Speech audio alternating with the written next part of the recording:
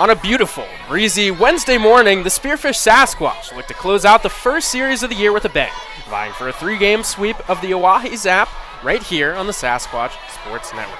Ladies and gentlemen, welcome to the Sasquatch pregame show right here at the Black Hills Energy Sports Complex. Alongside Justin Hausman, I'm Nikita Lohman. We'll be taking you through today's contest. The Sasquatch roll into this one, winners of their first 2 games of the season. Last night, it was a dominant 7-0 victory where they took the lead in the first inning and never relinquished it, allowing just 3 base runners, facing 3 batters over the minimum. Justin, it was a dominant day for the pitching staff last night. It sure was. We got to see the first start of the year from J.J. Manuel. Talked to Coach Demos before the game yesterday. He said J.J. was ready to go. He was feeling confident in his stuff, and he was looking to push his limits against the Oahe Zap. He never found his limits last night. He pitched a great game through 5 2/3 innings. If we look at his final line last night, we will see that he got the win. 5 2/3 innings pitched, allowed 3 hits, 4 strikeouts, no walks, and he was last night's player of the game. We also saw Coulter Wilson take the mound last night. Got that rare 3-inning save in a 7-run ball game. 3.1 innings pitched for Coulter last night. Just allowed 1 walk, no strikeouts. No hits also from the big lefty. It was a dominant night for the Spearfish pitching staff, and I expect to see more today. The pitching staff was as close to perfect as you can be over a 9-inning ball game, but the lineup also was very strong. 7 runs on 8 hits, and 7 different batters got on base. There were a whole lot of contributors, Justin. Yeah, there was. Up and down the lineup, it was a good night for the Sasquatch hitters last night. If we go all the way back, probably the biggest contributor, the most consistent contributor last night was Ben Fewer. 2 for 3, a run, RBI, walk, and a strikeout. I believe one of those hits was a double as well. Also, first home run of the night last night, or first home run of the season last night, rather, from Carter Towns. It was a man's home run out to right field, cleared the wall with plenty of space. But we got contributions up and down the lineup. Maddox Morrison got his second triple of the season, second triple in 2 games last night. It was a fun night for the Sasquatch hitters. And Justin, you mentioned Ben Fewer in the 9 spot with big-time contribution.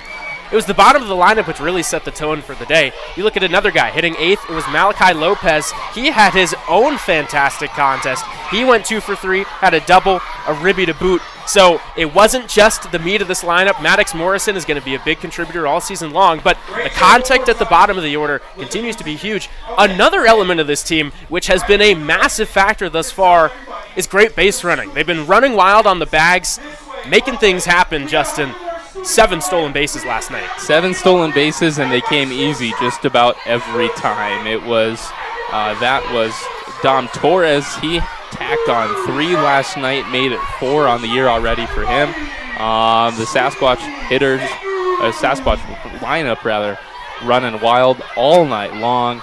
And that just puts more pressure on the Oahe pitching staff, especially when J.J. Manuel is dealing. It was quick defensive innings for the Sasquatch, and then they're back out on offense, running around the bags, making chaos, and it certainly pressed the Oahe Zap even more last night. Well, that's going to be all for now here on the Sasquatch pregame show. We'll look ahead to today's morning contest. When we return, we'll take a short break.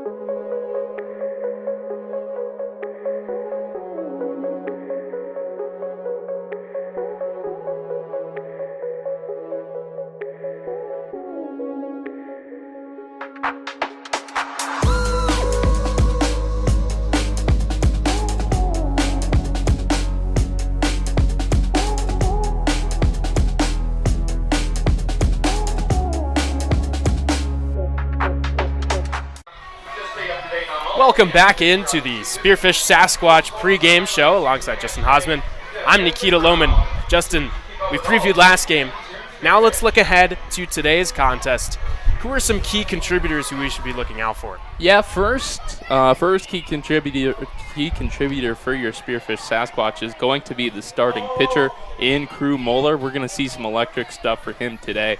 Fastball in the low to mid 90s, a good slider, and a changeup mix to boot.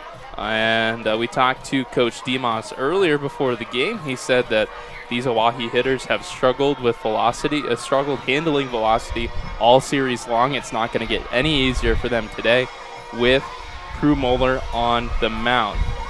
And now, looking towards the lineup, the cleanup man, you'll be getting the lineup shortly. Ben Melendrez, a new face. We haven't gotten a look at him yet, but Coach Demos has had nothing but high praise for him. Just a few days ago was winning the California JUCO Championship. Here he is in the lineup today. He can match. He hit 9 home runs this season, an OPS up over 1,000 to 452 on base percentage. Truly a complete hitter. looking forward to seeing what he can do in this lineup because he is expected to do some damage this summer. Yes, he is.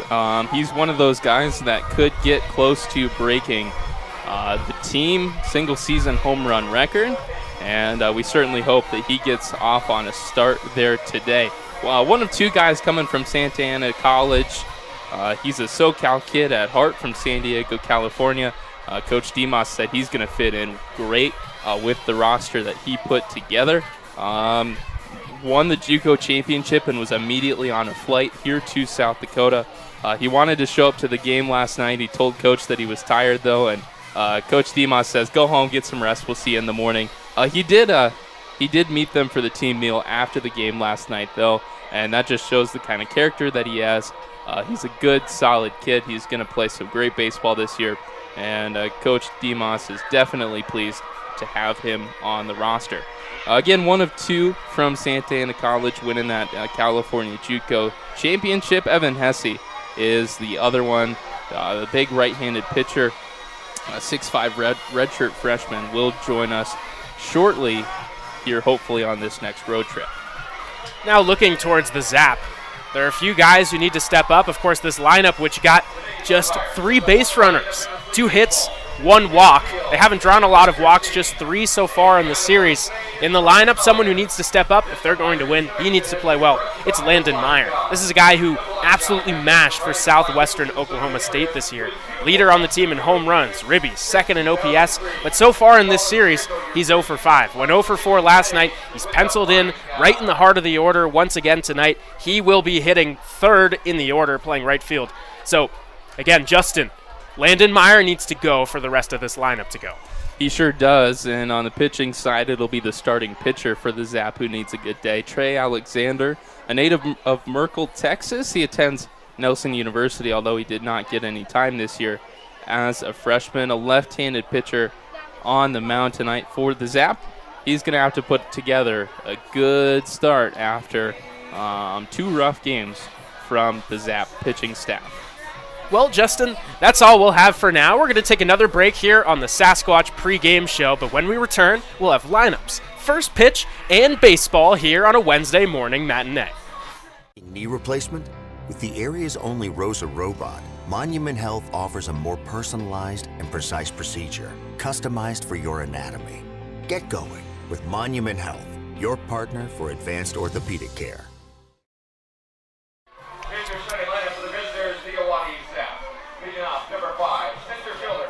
Knee replacement?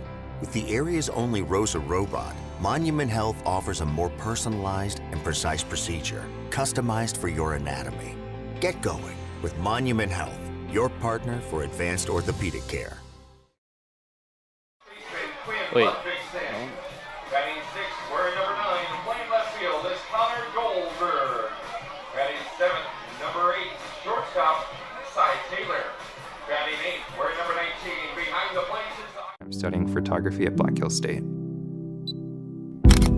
Being able to use what I learned in class to apply to actual things and not just a project for a grade, to have an actual purpose behind some stuff. I think it's pretty rewarding. The opportunities are there. I know that I'll be able to do whatever comes my way.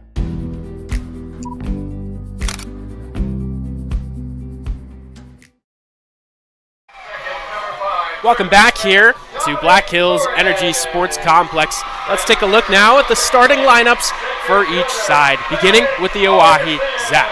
Leading off, playing center field, it's Dominic DiCarlo. Bumping up into the 2-hole, it's the 3rd baseman Mason Melton. Batting 3rd, one of the key guys we have circled on our sheet, it's Landon Meyer. He'll be playing right field. In the 4-hole and designated hitting today, it is Briggs Richards in the 5 slot. We've seen him in both games thus far. It's Quinn Ludvigsen. He'll be playing first base.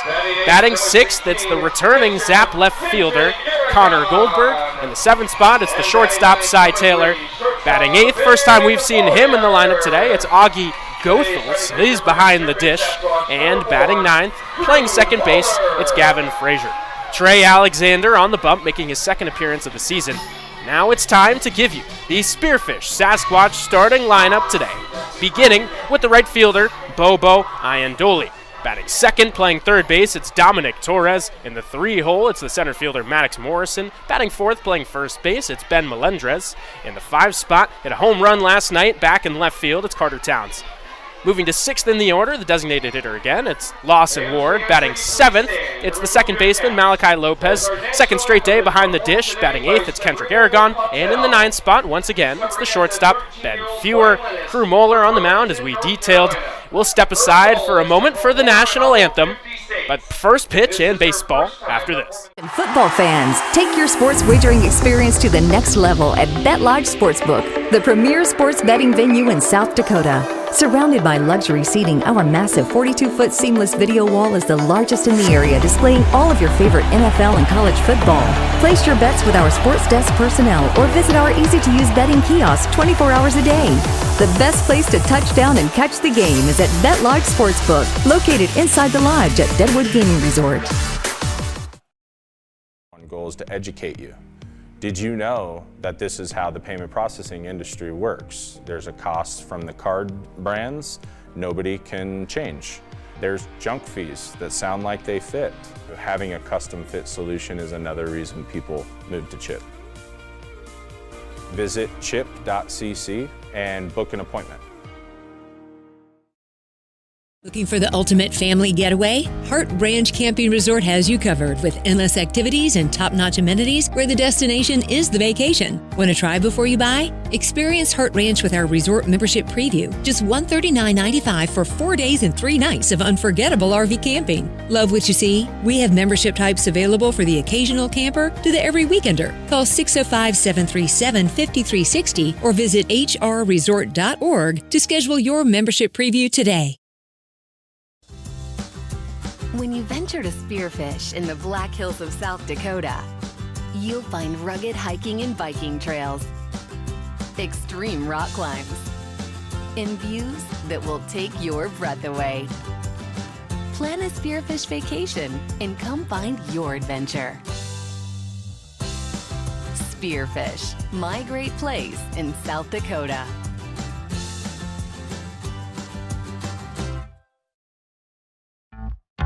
They say there's no guarantees in life. But who's they? And do they have Midco internet?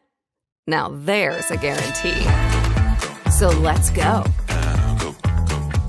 Let's go reliable. Let's go resilient. Let's go beyond.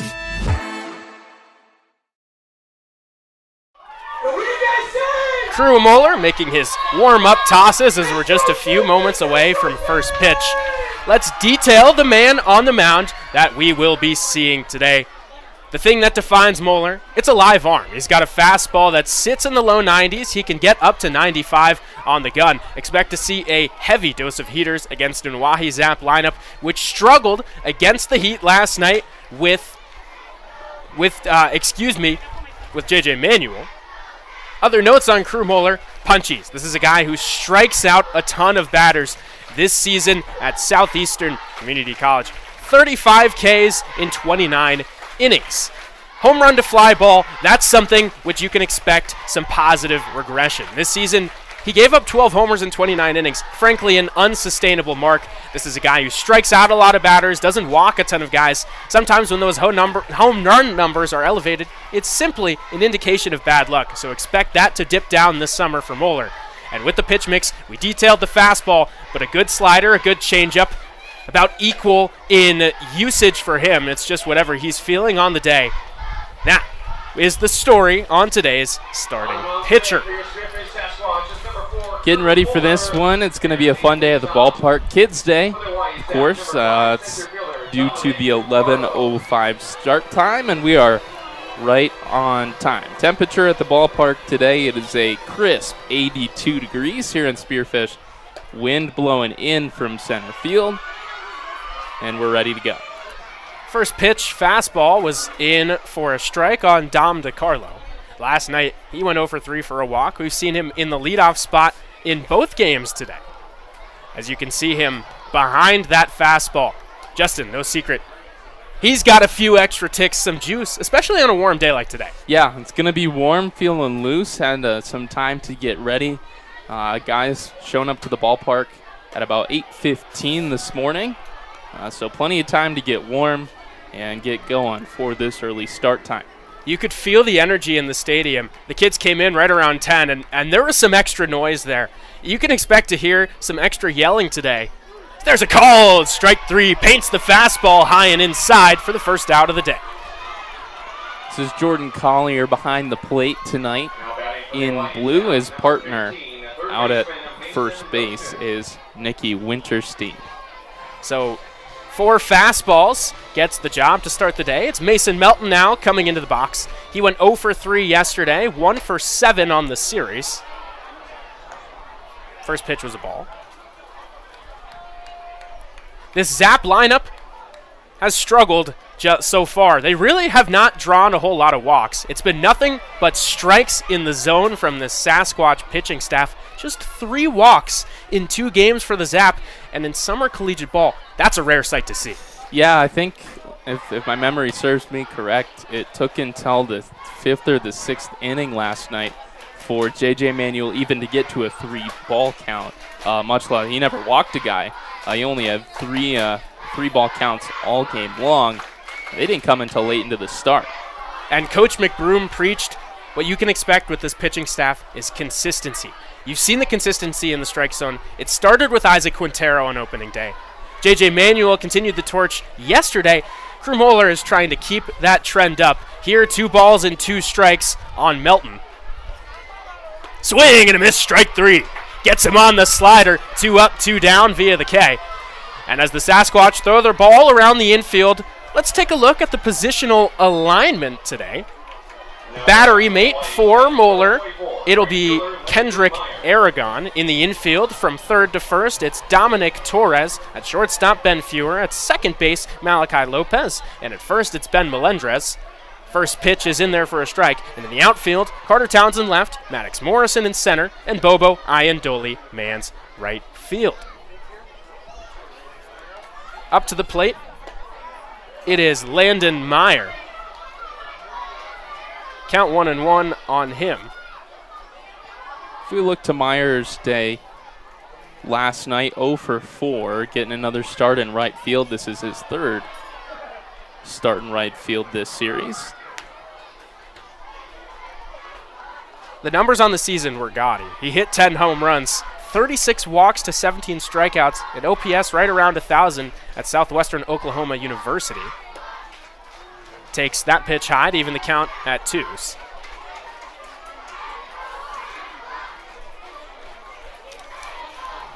Crew Moeller looking to strike out the side in the first inning. 2-2 pitch on its way. Swing and a miss, strike 3. What a start for number 4. 3 up, 3 down via the K. Sasquatch coming to bat here after the break.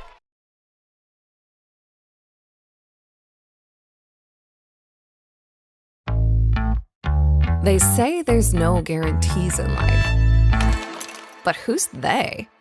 And do they have Midco Internet? Now there's a guarantee. So let's go. Let's go reliable. Let's go resilient. Let's go beyond.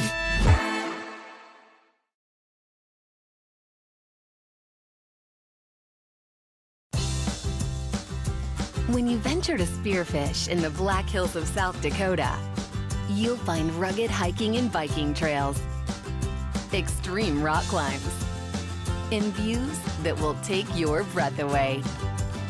Plan a Spearfish vacation and come find your adventure. Spearfish, my great place in South Dakota.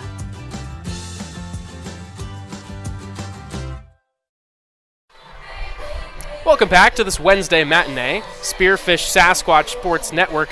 As the Squatch come to bat in the bottom of the first inning, let's introduce you to today's starting lineup. Some changes today. Leading off, playing right field, Bobo Ayandoli. He moves up from the 2-hole.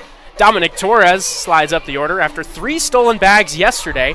He's batting second in the 3-hole. Moving down from leadoff, it's Maddox Morrison. The cleanup man, the new face in the lineup, Ben Melendrez. Carter Towns once again in the 5-hole after launching a home run to right field, first of the season last night. Lawson Ward, the designated hitter for the 2nd straight day, will bat 6th. In the 7th spot, playing second base, Malachi Lopez. He had a couple of knocks last night. Kendrick Aragon is the catcher once again. He's in the 8-hole. Ben Fewer, another guy, another bottom of the order contributor. He rounds out the lineup playing shortstop as Bobo Iandoli will step to the plate. On the mound for the Zap, it's Trey Alexander. He's making his 2nd appearance of the season. First start, he went 1.2 innings, allowed a run on May 23rd against the Casper Spuds. His first pitch is outside for ball 1.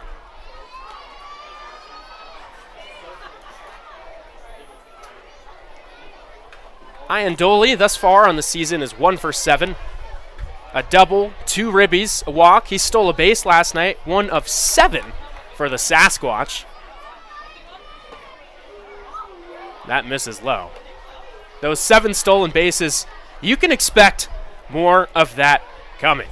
Talking with Coach Demas before the game, he expressed that he wants his guys to be aggressive, put pressure on the defense, make them make the play. There's a lot of athletes, a lot of power hitters. It's a good blend of power and speed. Keeps the defense on their toes. Iandoli ducks out of the way of that inside fastball. Quickly ahead, 3-0. 3-0 count. Iandoli looking to be a good leadoff. He had a walk yesterday, went 0 for 3 otherwise. Again out in right field. 3-0 pitch. In there at the knees. Justin, it's nice to sweep the first series of the year, but it's here's a reminder. It is a long summer. These 2 teams, including today's game, still play 15 more times. So the Sasquatch and the Zap are seeing a whole lot of each other. They will see a whole lot of each other. That's MLB level. There's a high chopper out to second base. Fielded cleanly. Throw to first. A little bit high, but able to get his foot back down on the bag in time is Ludvigsen for out number 1. As I was saying, it's MLB numbers. You play everybody in your in your region. You play them 19 times throughout the year. And so the Twins, I'm a big Twins fan. The Twins get to see the White Sox a lot every year. First pitch strike to Dominic Torres. When we're talking about guys running wild, here's someone who just about always will have the green light. That's what Coach Demas said. He stole 3 bags last night in his 0 for 3 day. Takes that for strike 2. In fact, he manufactured a run himself. You saw him draw a walk, steal second, steal third, come home on a sac fly. Speed can kill. This is very arguably the fastest hitter in the lineup. He awaits the 0-2. Takes a breaking ball outside. Coach Demas said that you can expect Torres to run until somebody catches him.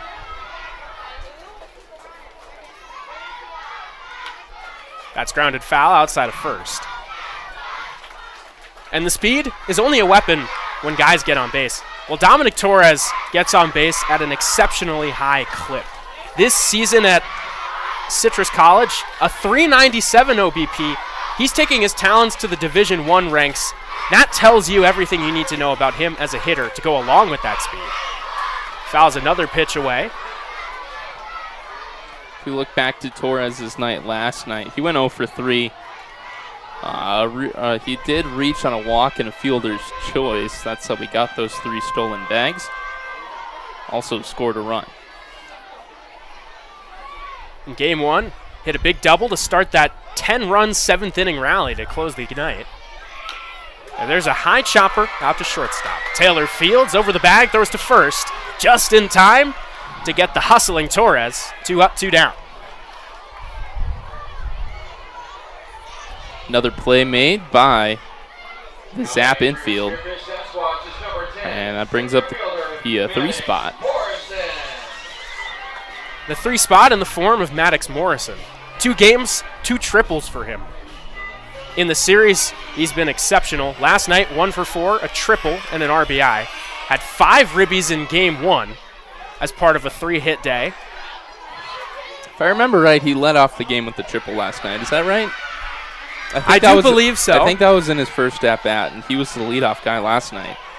Ripped one down the right field line. Here he takes the pitch inside, 2-0. So moving from the number 1 spot to number 3, keying in on the fact that there are probably going to be guys on base ahead of him. So many hitters in this Sasquatch lineup who take good ABs, have good discipline, get on, steal bags. This is a prime opportunity to drive those guys in. Here, 2 outs, nobody on as he takes that one upstairs. Count 3-0.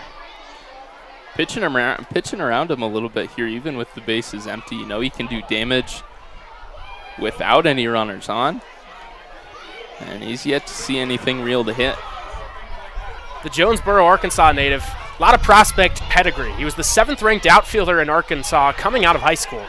He'll be playing D1 ball next year as he takes a strike. Taking his talents to Southern Illinois.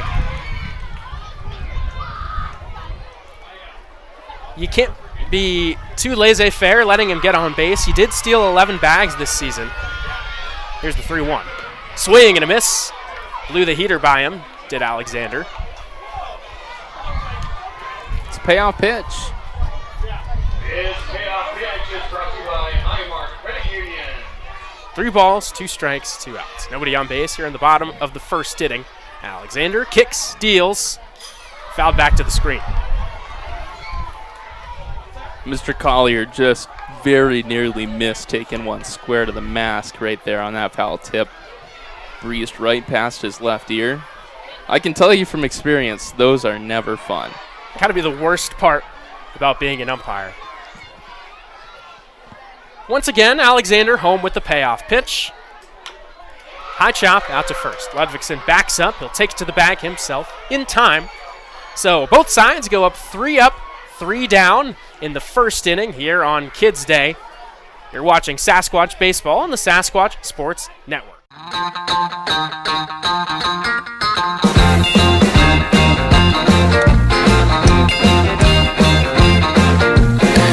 wanna shout out to the world so they know my sweet baby loves me so. She got me going, yeah, she turns me on. And she loves me, yeah, she loves me, and it blows my mind. Hey, nice try. Yeah, it blows my mind. She's my lover.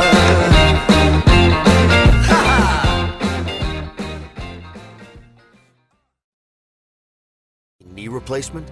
With the area's only ROSA robot, Monument Health offers a more personalized and precise procedure, customized for your anatomy. Get going with Monument Health, your partner for advanced orthopedic care. We welcome you back for the second inning here at the Black Hills Energy Sports Complex. Crew Mueller finishing up his warm-up tosses in the second after looking utterly unhittable in the first, Justin. Yeah, he finished the first, through his first inning of work. Didn't allow a hit or a walk, just 3 strikeouts to get through his first inning. Sasquatch pitching has been so strong through these first 2 games, but credit where credit is due, the Zap lineup really hadn't struck out a whole lot. Just 4 Ks last night, 6 in game 1. So 10 strikeouts over 2 games, really a strong clip. Crew Mueller is looking to get half of those numbers in just 2 innings. That fastball, you can see that it's working, and the slider is playing off of it extremely well. Yeah, it is. When you can mix those 2 pitches, I know we talked about it in the pregame, a 3-pitch mix and a disgusting 3-pitch mix at that. It makes life real hard for these Zap hitters. So it'll be 4, 5, and 6 in the Zap order here in the second, beginning with Briggs Richards. It'll be Ludvigsen and Goldberg after him. Richards, the designated hitter, came in off the bench last night. In the first game of the series he started, went 1 for 4 with a double. Right on right matchup, the first pitch in for a strike. It's right down there on the corner. Richards on the season is 2 for 6. Just outside with the fastball.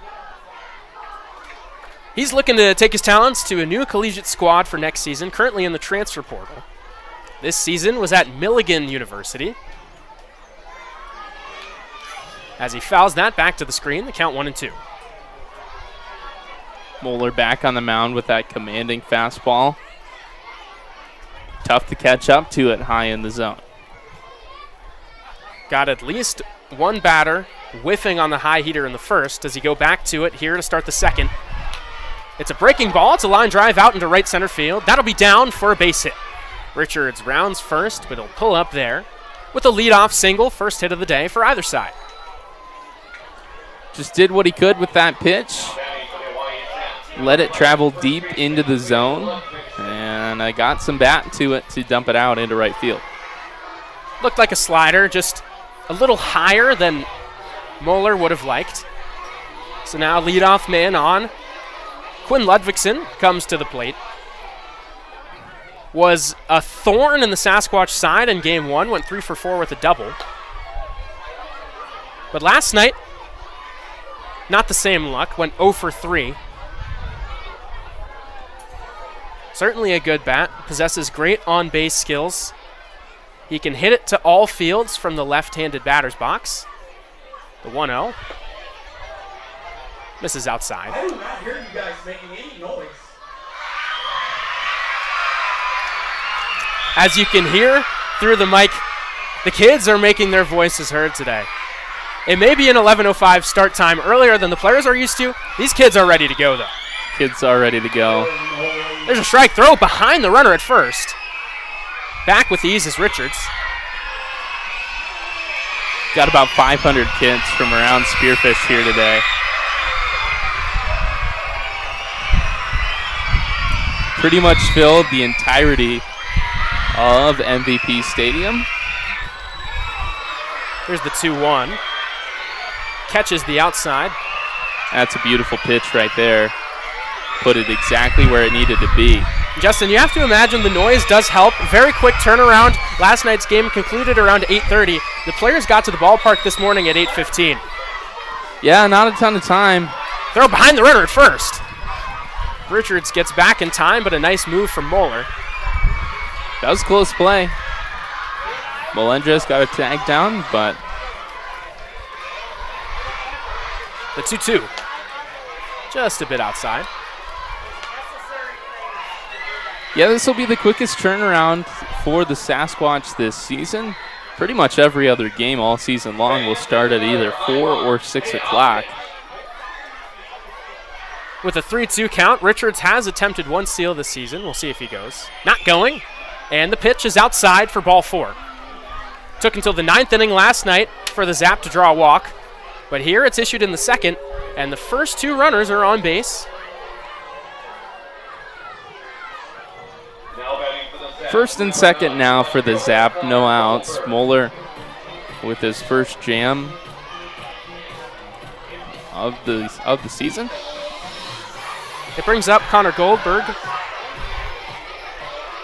He did not play last night. First pitch is outside. One of 9 returners for the Zap. He went 1 for 3, was hit by a pitch in game 1, when they collected 11 hits as a team. Last night was a different story. He flashes bunt on 1-0. The pitch is high. Goldberg had a rough 3 games against Casper, only 1 for 7 on the series, walked once, struck out once. Looking to get consistently in the hit column. Is Connor Goldberg. He's one of many West Coasters here in the lineup. So he fouls that away. You mentioned Ben Melendrez right at home as a SoCal kid. Goldberg plays his college ball in California at Cerro Coso. I've seen that community college pop up a couple of times on the ILB rosters. 2 balls and a strike as the kids make noise in the stands. Flashing bunt is Goldberg. He gets it down to third. Torres calls for it. Fields throws in time. Both Richards and Ludvigsen advance into scoring position.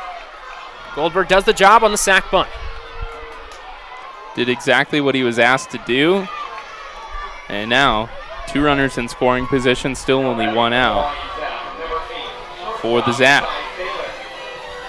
Trying to knock in at least a run is Cy Taylor. A ground ball to the middle would get the job done. Over at third, Torres is even with the bag, looking to hold on the runner Richards.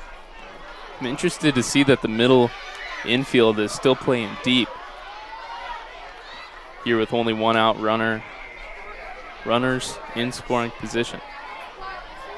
In the second inning, the Sasquatch would trade a run for an out, trying to avoid the crooked number, which the Zap have not been able to come by thus far in the series. Here comes the 0-1. Line drive to first, off the glove of Melendrez and into right field. 1 run scores. Coming around for third is Ludvigsen. He will score. It's a 2-run single for Cy Taylor, and the Zap strike first in Game 3. Melendrez gave it his best effort to try and keep that one in the infield, but just tipped off the front of his glove. Could not clean it up was Ben Melendrez. As Coach McBroom will go out to the mound, settle down the right-hander Moeller. Seemed like things were going oh so smooth in the first. Justin, you have to wonder if the leadoff single, getting him out of his windup and into the stretch, maybe threw off his rhythm just a touch. Yeah, it could. Looking back to my playing days, I was always either comfortable in one or the other, either in the windup or the stretch. Very rarely was I comfortable in both, at least to the same degree. And especially after a quick first inning where you never yet even had to think about the stretch, getting that leadoff single certainly could throw you out of your rhythm. Coach Brian McBroom knows the mental side of the pitching game oh so well, has backgrounds with sociology and psychology. Settling down the young righty as he goes to work on Augie Goethals. It's his first time in the lineup in this series. Takes the first pitch for a strike. He's still looking for his first hit of the year, went 0 for 5 with 3 Ks against Casper.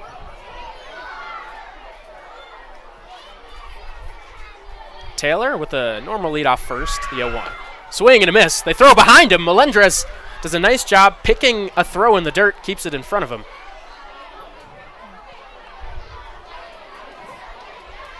He was back with ease now.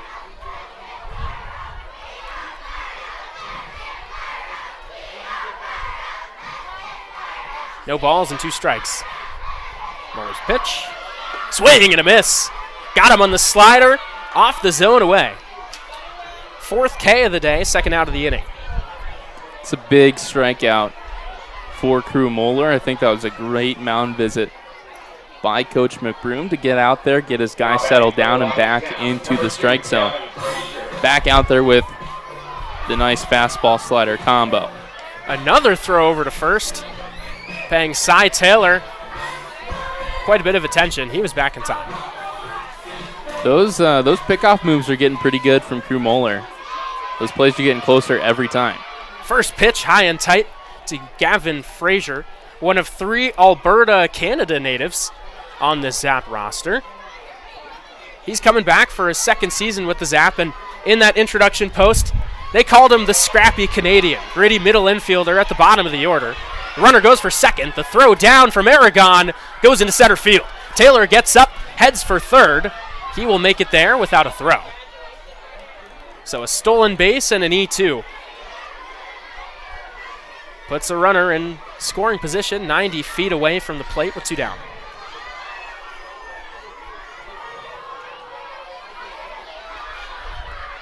Of course, with 2 outs, Justin, a little bit less instrumental, but still matters. Yeah, you never want a runner on third. It's real easy to scratch him across. 2-0 is high. After the pitch, looked like Moeller's sunglasses fell off of his hat, so he goes down to pick him up, reapplies him here on a sunny day. Awaiting on deck is the leadoff man, DiCarlo. The 3-0 is outside. Frazier draws a walk, second walk of the inning. Already surpassing last night's total.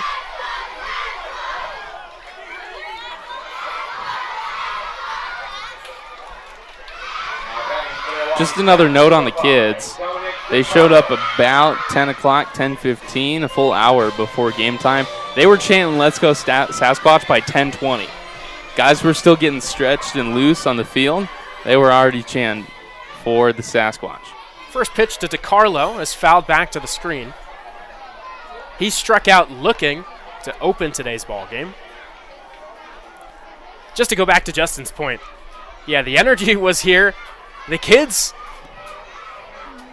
this is truly a nice day for them. They're loving it.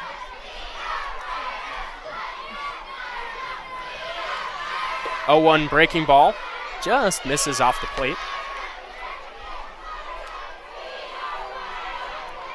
Frazier at first base is a threat to run.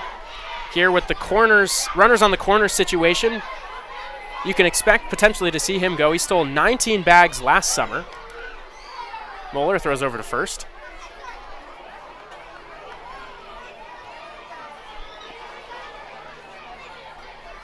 Those 19 stolen bases came in 21 tries, so succeeding at a high clip.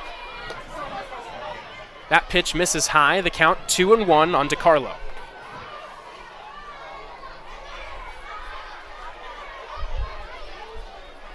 We saw the Squatch steal second in a first and third situation, and it led to a run last night. Not going. The 2-1 is cut on and missed.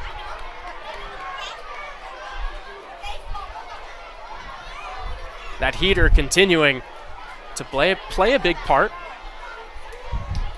See if he goes back to it here, 2-2. Haven't seen the changeup a whole lot today. It's been more the slider as the punch-out pitch. Here it comes. Slider, fly ball, shallow right field. Drifting towards the line is Ian Doley. That drops foul. 6 feet from the line. Wind certainly played a factor in that one. It was blowing in at first pitch. It's a little more left to right now.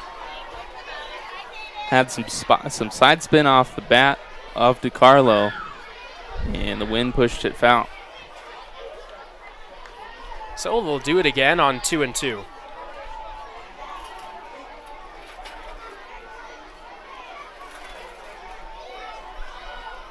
Squatch infield playing just about straight up. Same goes in the outfield. DiCarlo looking for his first knock of the series. The pitch, cut on and missed. Goes to the fastball, blows it by him. The zap strike for 2 runs on 2 hits, but they leave 2 runners left on base. After an inning and a half of play, they lead Spearfish 2-0. I'm Noah Westergaard, and I'm studying photography at Black Hills State. Being able to use what I learned in class to apply to actual things and not just a project for a grade, to have an actual purpose behind some stuff, I think it's pretty rewarding.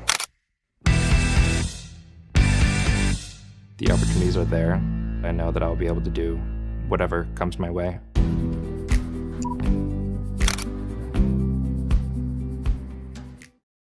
Home for the newest games is at the Lodge at Deadwood Gaming Resort. When you're looking for the latest and greatest games, the Lodge is the place for you, as we are constantly updating our gaming floor with new and exciting games.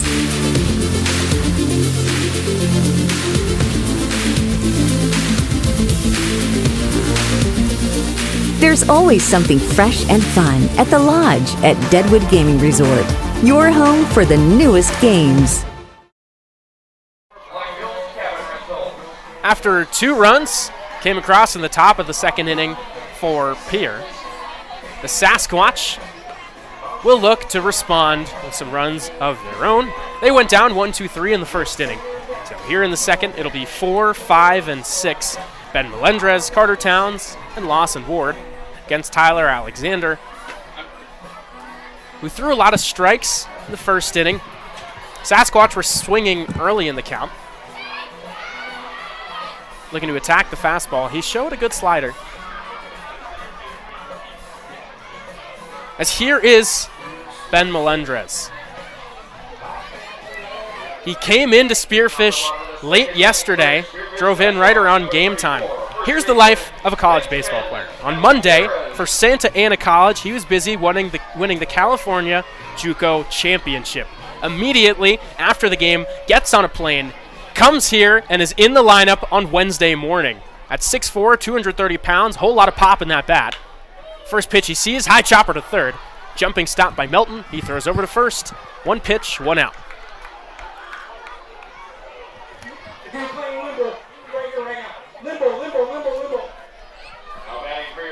As in comes Carter Towns. Had a thunderous swing last night. 1 for 4, but the one a long ball, a 2-run shot. First pitch from Alexander, inside. He didn't play a whole lot this season at Kansas City Community College as he was working his way through a hand injury. It's got to feel good for him to finally get back out on the field and playing, and do that in his second game of work as he takes a strike, the count 1-1. Yeah, he was just cleared. He's only been cleared to swing for a couple of months. Not even cleared to play, just to swing. But that home run last night played a lot, helped a lot with some confidence getting back on the field. Strike at the knees makes it 1-2. And there's no question this guy can play. Only played in 3 games this year, of course, due to that injury. But as a freshman, a .917 OPS and 50 at-bats. Here's a grounder out to shortstop. Taylor fields, throws in time. 2 down, bottom of the second.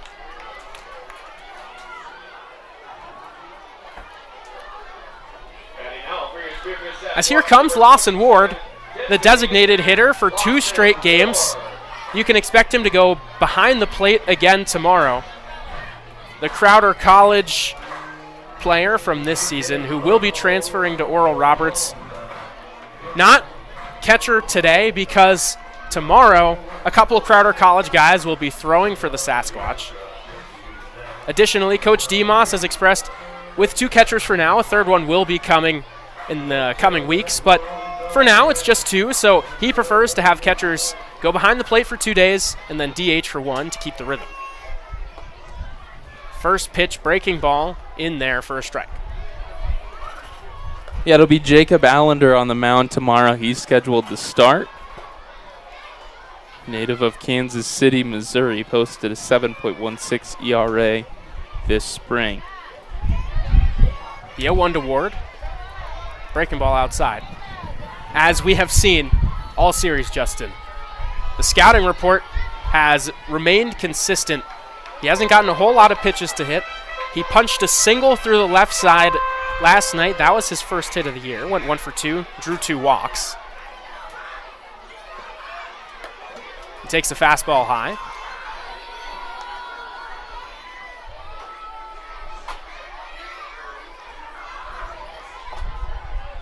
He did quite a bit of damage this year at Crowder.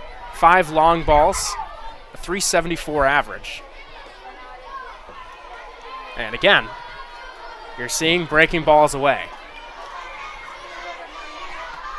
Waiting in the on-deck circle, it's Malachi Lopez.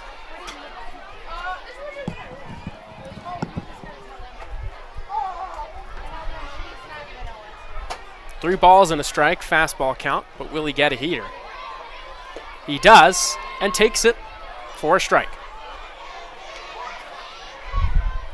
Ward started walking towards first base, thinking that it missed, maybe low or outside.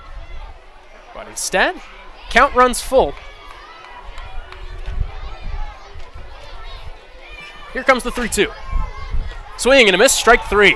Alexander goes 1-2-3 again in the second inning. It's his first strikeout of the day as the Zap holding on to a lead through 2 innings, the longest they've had one so far in this series.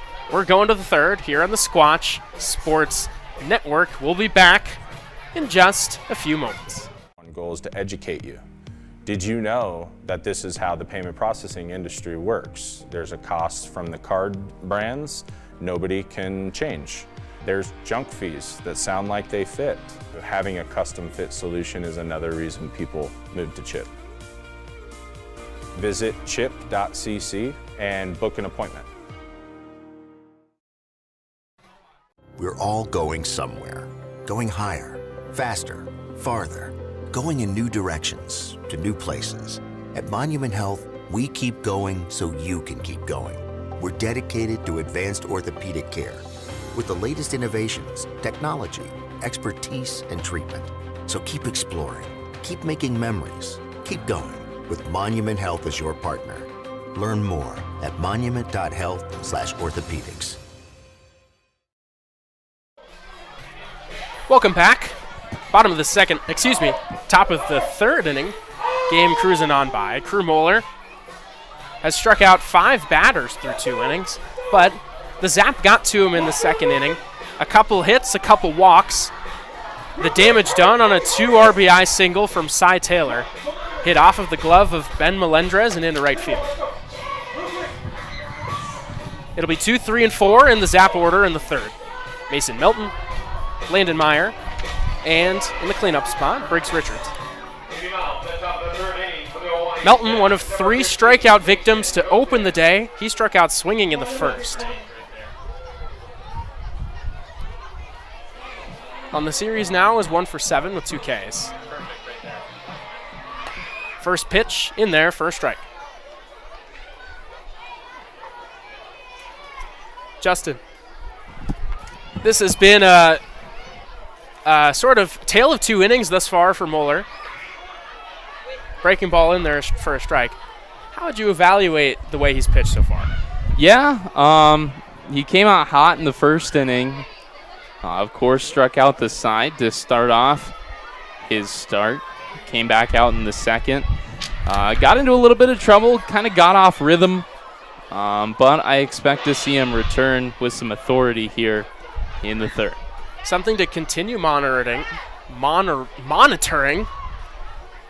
The contrast between the stretch and the windup. Here quickly ahead 0-2 as he has returned to the wind and kick. That misses high. Oh, I shouldn't have done that. It's 1 ball and 2 strikes on Richards. Breaking ball almost hit him, but then it almost snapped back and hit the inside corner. Really sharp movement on that one. Couldn't quite find the release point on it. It's 2-2.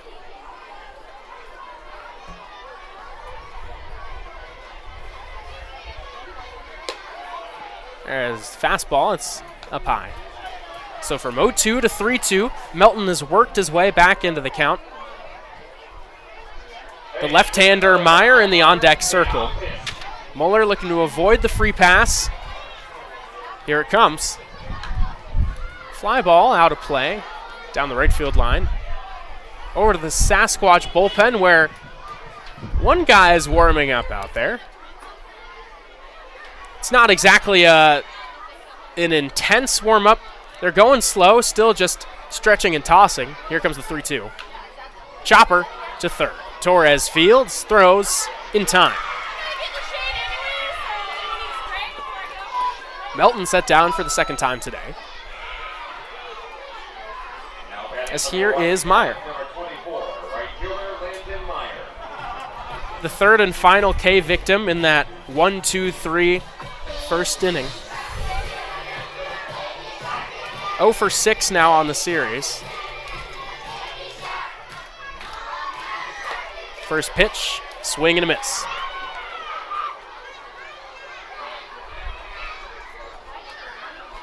From Lincoln, Nebraska,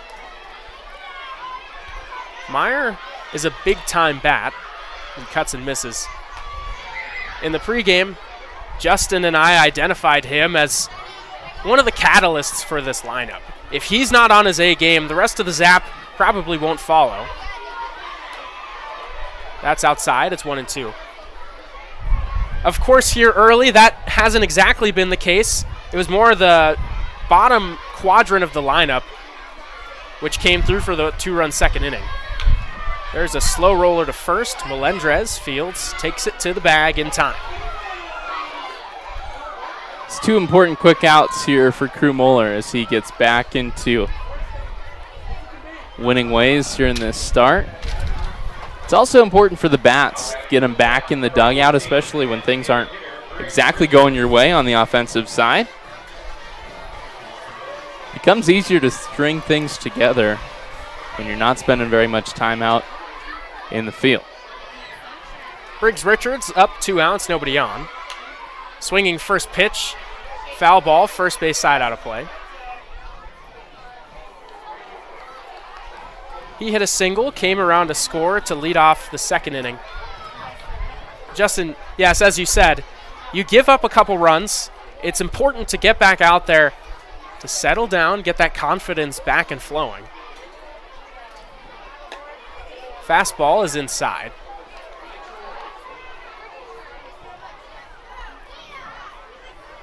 We've seen a few times guys up and throwing early in ball games for the Zap in game 1 and 2. Hot shot, one hop to third. Torres snares it, throws in time. So a 1-2-3 third inning for Crew Moeller. Sasquatch coming to bat, down 2-0 when we return.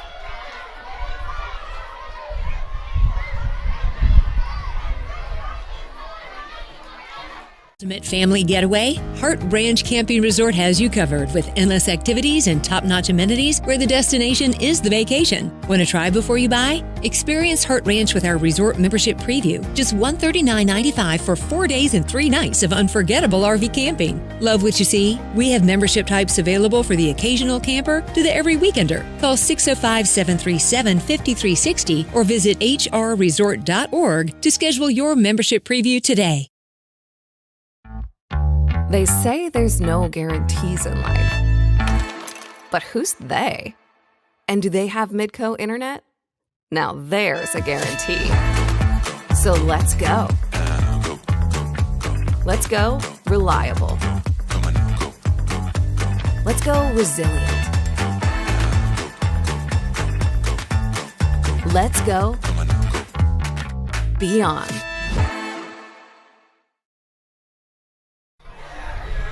Bottom of the third inning coming up in just a few moments. For the Sasquatch, it'll be 7, 8, and 9 in the order after Trey Alexander posted 6 up and 6 down to start the day. It'll be Malachi Lopez, followed by Kendrick Aragon and Ben Fewer. Trey Alexander, the best start that you can hope for here against this Sasquatch order, this dangerous Sasquatch order at that. Looking to continue his success here into the third inning. So far, he's just about followed the back of the baseball card. When you look at his stats this season, the strikeouts, not the highest, 19 Ks in 27 2/3 innings. But the walk numbers, he keeps the walk numbers pretty low. So it's been just 1 strikeout through the first 2 innings. But he's kept the ball on the ground, soft contact. 5 groundouts, Justin, yet to have a ball hit in the air in play. That's often going to be a recipe for success for a pitcher. It is. You got to keep pitches on the ground in the infield. That's a great way to post good numbers. First pitch to Lopez is low. Last night, strong one for him. 2 for 3. A double and a ribby. Sliding up from the 8th spot to the 7th spot. Back at second base. We saw him at first in game 1. That breaking ball drops from above the zone and in for strike 1. When we talk about speed and aggressive base running, Malachi Lopez certainly a part of that deal. 14 stolen bags this season at College of the Desert. He's one of those guys that can start a rally in the bottom of the order. A good guy to turn the order over back to the power guys at the top. We talked about it last night. Him and Ben Fewer, great combo at the bottom of the order. The 2-1, grounded foul behind the plate. You mentioned the speedy guys getting on, getting over, and getting in with the top of the order. Not only did it work last night, game 1 it also worked to a T. You saw him get on base 2 times, and score 3 runs. Did exactly what the Sasquatch needed on the offensive side of the baseball. Swing and a miss, strike 3. Reaching for the outside fastball, he's put away. That's Alexander's second strikeout today as Kendrick Aragon steps into the plate.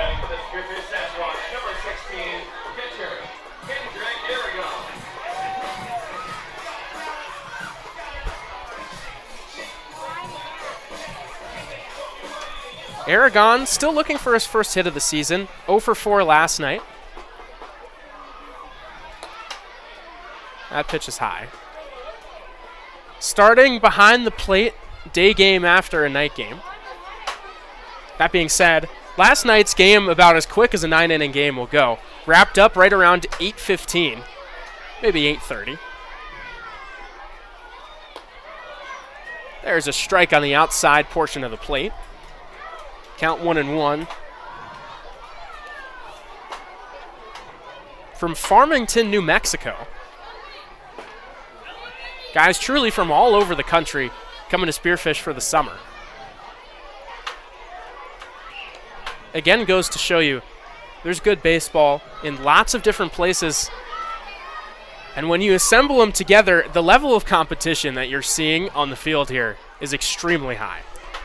It is. It's going to be a great summer of Independence League baseball everywhere we go. There's a strike. Evens the count, 2-2. Alexander cruising thus far. Getting a lot of quick outs, a lot of ground balls. He struck out back-to-back batters, going for his 3rd straight. Here's the pitch. Outside, that'll run the count full.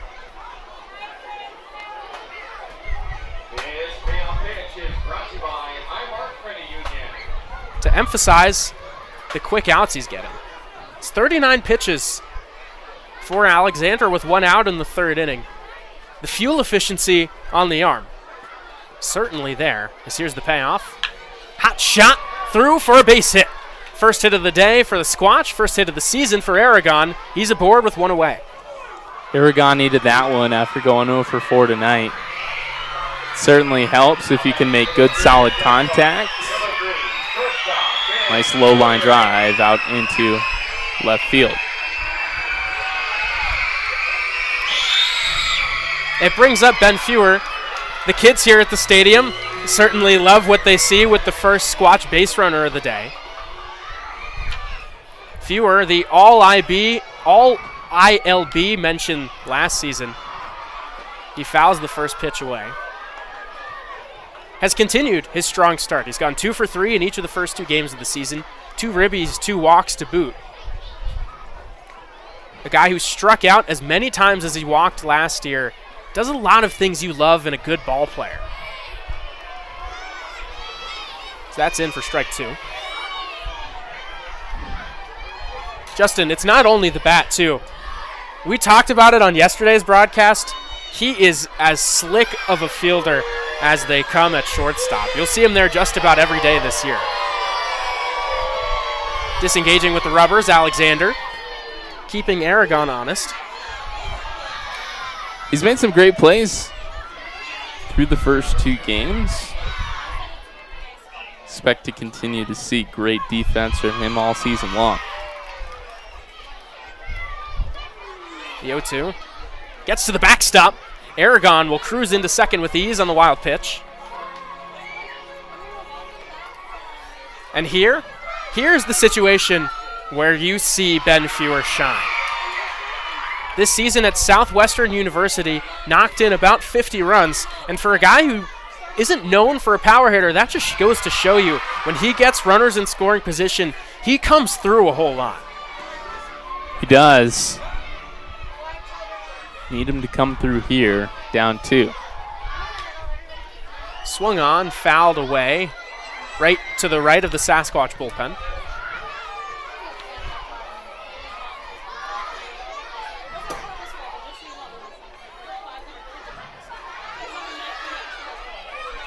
A ball and 2 strikes on the Spearfish shortstop. Kendrick Aragon leading off of second.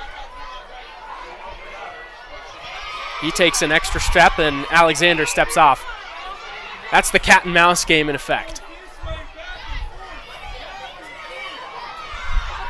Not trying to open up too wide of a hole for Fewer to take advantage of at second base, so Frazier trying to get back to his position a little early. As a result, Aragon takes a bigger lead. The fastball misses high to run the count to 2-2.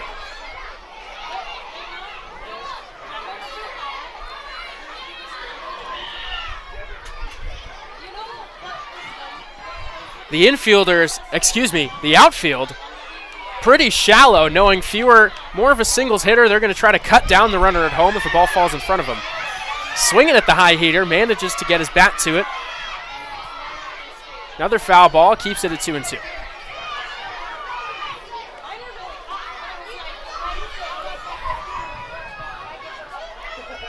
In the outfield, it's Goldberg in left, DeCarlo in center, Landon Meyer in right.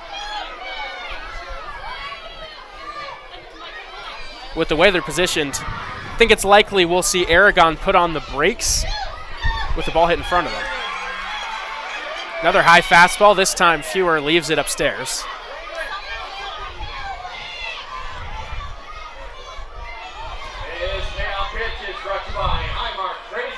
Looking to flip the lineup over back to Iandoli. 3 balls, 2 strikes. Alexander with 2 looks back to Aragon. The pitch, grounded, out to second base. Fielded cleanly by Frazier. He throws to first in time. Aragon will advance to third. So they're 2 down in the inning.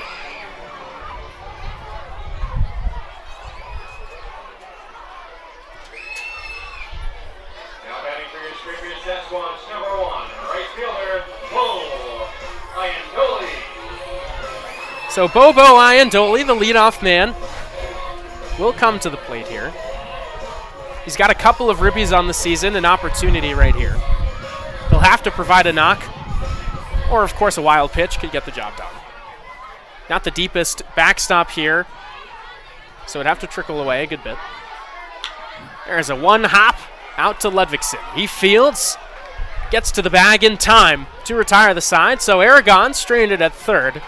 Trey Alexander has cruised through 3 shutout innings as the Zap lead the Sasquatch in Game 3 of this 3-game set, 2-0. First third of the contest is done. We'll be back. Knee replacement? With the area's only ROSA robot, Monument Health offers a more personalized and precise procedure, customized for your anatomy. Get going with Monument Health, your partner for advanced orthopedic care. Jason, I'm with CHIP. We're a local payment processing organization based out of Spearfish, South Dakota. You can think about CHIP as an extension of your payroll. With CHIP, you get a customized solution for your business, as opposed to if you're just going to go online and find a payment processor, you get whatever they do. It's just whatever they have out of their box is the box that you get put into. With us, we actually are looking at custom solutions that fit what you do. We sit down with you, we break it down so you understand what you're looking at. That way you can make an informed decision about your business and what is the right thing for you to do. Visit chip.cc and book an appointment.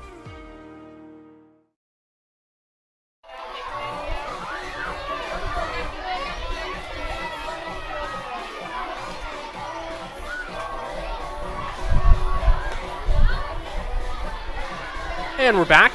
Top of the 4th inning. Crew Moeller continuing to go to work. Through 3 innings, he's allowed 2 runs on 2 hits, 2 walks, and 5 Ks. After getting roughed up a bit in the 2nd inning, settled into a groove again in the 3rd. 1-2-3 inning against the heart of the Zap order. Here in the 4th, it'll be Quinn Ludvigsen, followed by Connor Goldberg and Cy Taylor. He's up to 58 pitches on the day. There's been some action in the Spearfish bullpen for a good amount of time. Coach Demos, before the game, expressed that he'll be looking to use Waitley Kolopek today, as well as Caleb Hoppy. Hoppy, a familiar face. He's been the one throwing, so perhaps we see Moeller get through this inning, and then it'll be Caleb Hoppy time as Ludvigsen comes to the plate. First pitch is low. He drew a walk in the second inning, came around to score the second run of the day for the Zap, wearing their pinstriped yellow jerseys today. 3 different games, 3 different jerseys, showing off the full wardrobe in their first road set. That's outside. 2 balls, no strikes to count. We haven't seen Ludvigsen pitch in this series. That misses. Where, arguably, he's even better. Strong hitter, but lights out on the left side of the mound. A 1.4 ERA last summer for Oahe. As here he takes a strike.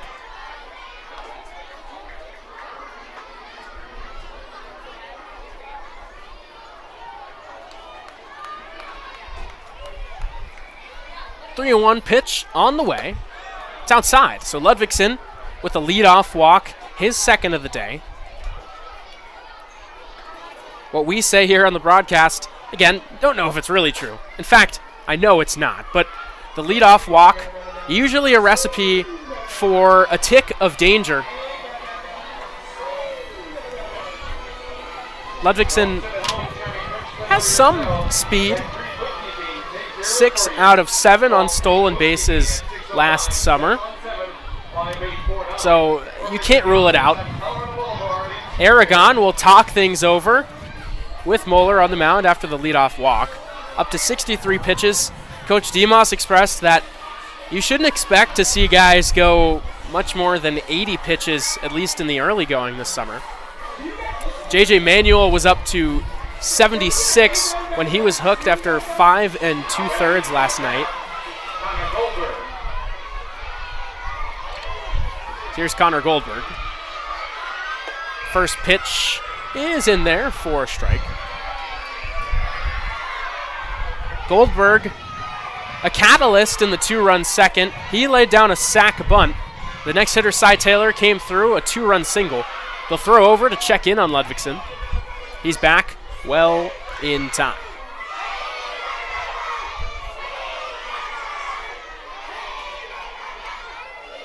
Oh and 1, Moeller induces a foul ball. Late on that was Goldberg. From Henderson, Nevada,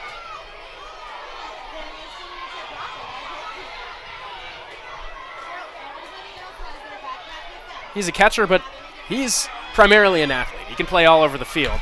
So here he lines one into right center field, down for a base hit. Going for third is Ludvigsen. Morrison fields, he'll throw it into second base. It's a base hit for Goldberg, his first of the day. Third for the Zap, and they are in business here in the top of the 4th inning.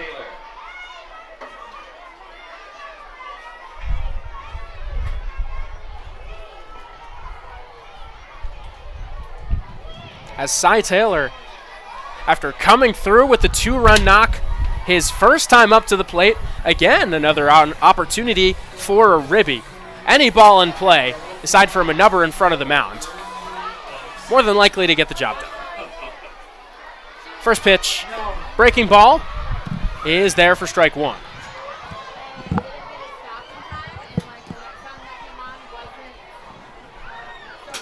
Goldberg stole 2 bases last summer, so not really a threat there as that's fouled away. First base side out of play.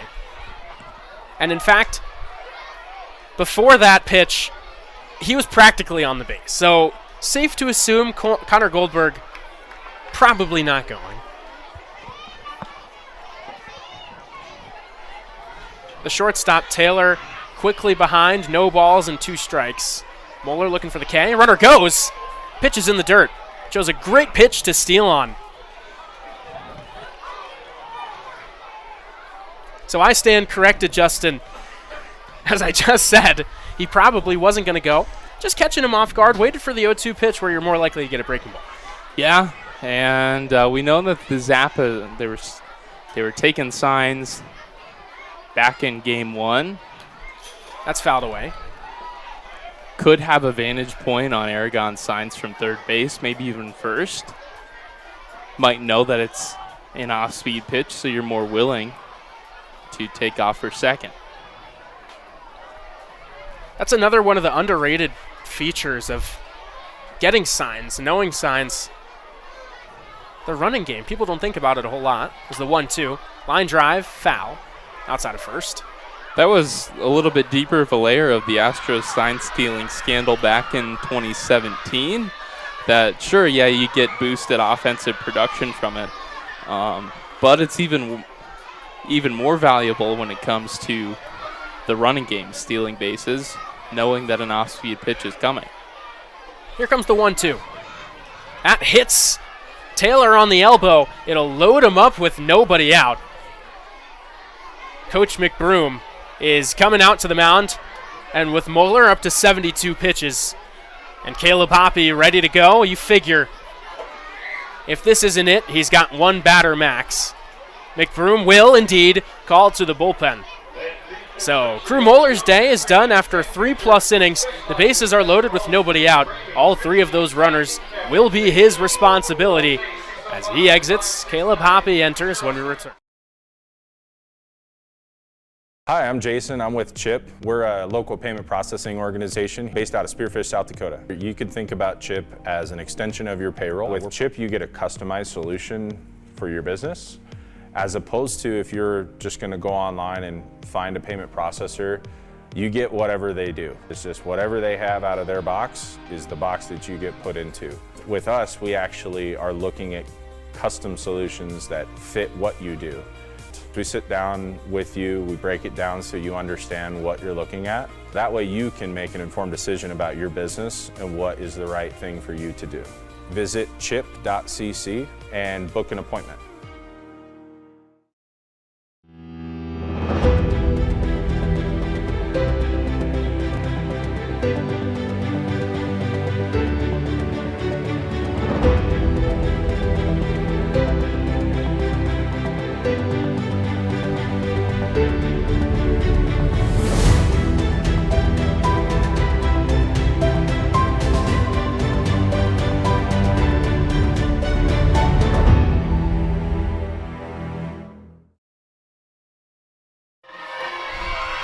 So it's the second-year Sasquatch making his first appearance of the summer. Caleb Hoppe, the Dakota State University product, pitched in 26 2/3 innings last summer here in Spearfish at a 7.76 ERA, went 3-4. 30 strikeouts, 36 walks, 4-pitch mix, fastball, curveball, slider, and a changeup. Justin Crew Moeller, the stuff was sharp, just couldn't quite find the strike zone at times. Yeah, and that'll happen, especially when you top out in the mid-90s. You can be feeling good, you can get out there, get loose, but the strike zone gets hard to find. Your day can end real quickly. His day just about defined by coming from the windup and pitching from the stretch. You saw in the first inning, he got the first batter out and he cruised. It was a 1-2-3 inning. Same thing happened in the third, but in the second, leadoff single, 2 runs scored. Here in the fourth, it was a leadoff walk. Now the bases are loaded with nobody out. He's out of the game. Caleb Hoppe inherits these 3 runners. He'll try to work his way out of the jam. Hoppe's going to be quite a bit of a different look than Moeller. A little bit less velocity, a little bit more in the zone. First pitch grounded out to second base. Fielded by Lopez. He gets the out, but coming in to score is Ludvigsen. Goldberg and Taylor will advance to second and third. It's an RBI ground out, and the Zap extend their lead. They're up 3-0. It's exactly what you needed to do. Put one on the ground to the right side. Give plenty of time for the runner at third to score. So now the infielders are in at the corners, back up the middle. So a grounder to third, may see him come home. Same goes with Melendrez at first base as he is on the grass. First pitch to Gavin Frazier, missed low.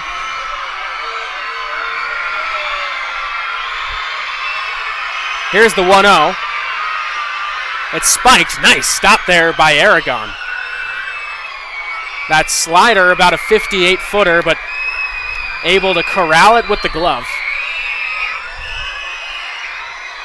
2 balls and no strikes.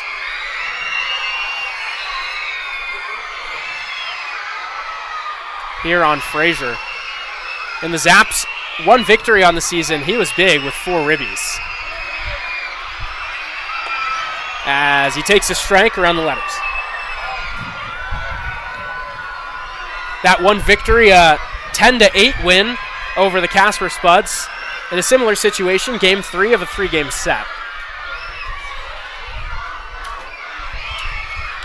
There's a fly ball into shallow right field. Actually taking a few steps back is Iandoli. He'll make the catch. Tagging from third and scoring is Goldberg.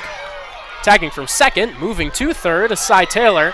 So back-to-back productive outs have put 2 more runs on the board for Zap. Now up 4-0. Again, similar thing of exactly what you needed to do, just in a different fashion. Instead of putting something on the ground, put it out in the air to about medium distance right field. Plenty of time to tag up from third. Now the lineup turns over. Infield moves back with 2 outs. Runner on third base for Dominic DiCarlo. Poppy's first pitch is up high. So both of those runs you can credit to Crew Moeller's line. The runner at third base, Taylor, is still his responsibility, so not off the hook just yet.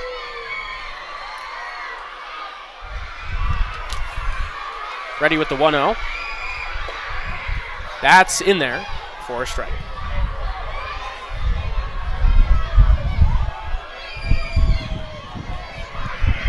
The wind really picking up here. Not just taking our papers, Justin, it's also taking the center field camera. It has taken the center field camera, which will... There's a pop-up foul, first base side out of play. We won't expect to use that camera for the rest of the afternoon. We've had problems with it all week long, but we're excited. Hopefully by next homestand we'll be dealing with some different operations here in the press box. A ball and 2 strikes, the count on DiCarlo. Caleb Poppy looking to hold the Zap to 2 runs here in the 4th inning. Pitch on its way. Slider outside. Waitley Kolopek also expected to throw today. He started stretching, doing some dynamic warm-ups out in the bullpen. Here only in the 4th inning. Caleb Poppy, this is the 3rd batter that he'll face. You can expect some more length from him. Kolopek just getting into the routine as here comes the 2-2. There's a fly ball into right center field. Chasing over is Iandoli, but that'll drop in front of him. It's a ribby single for DiCarlo. 3 runs have come home for the Zap here in the 4th inning. They're up 5-0. Put another pitch on the outside part of the plate. Out into right field. The bats have come alive for the Zap here. And the rubber match of this home opener series for the Sasquatch. Now it's Mason Melton. He struck out in the 1st, grounded out in the 3rd. Poppy's first pitch is fouled away.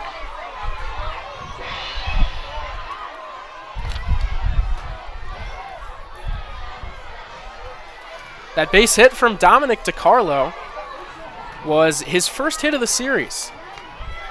He had been 0 for 9 coming into that AB, but came through with a ribby in a big spot. So here's the 0-1.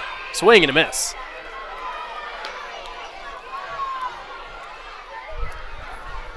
That's got to feel good, Justin.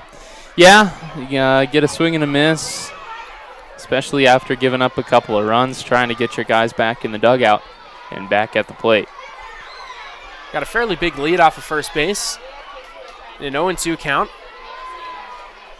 Poppy's offering. Called, strike 3. Paints the outside corner. Beautiful pitch to retire the side. But not before the Zap put up some numbers. 3 runs on 2 hits through 3.5 innings. They lead 5-0.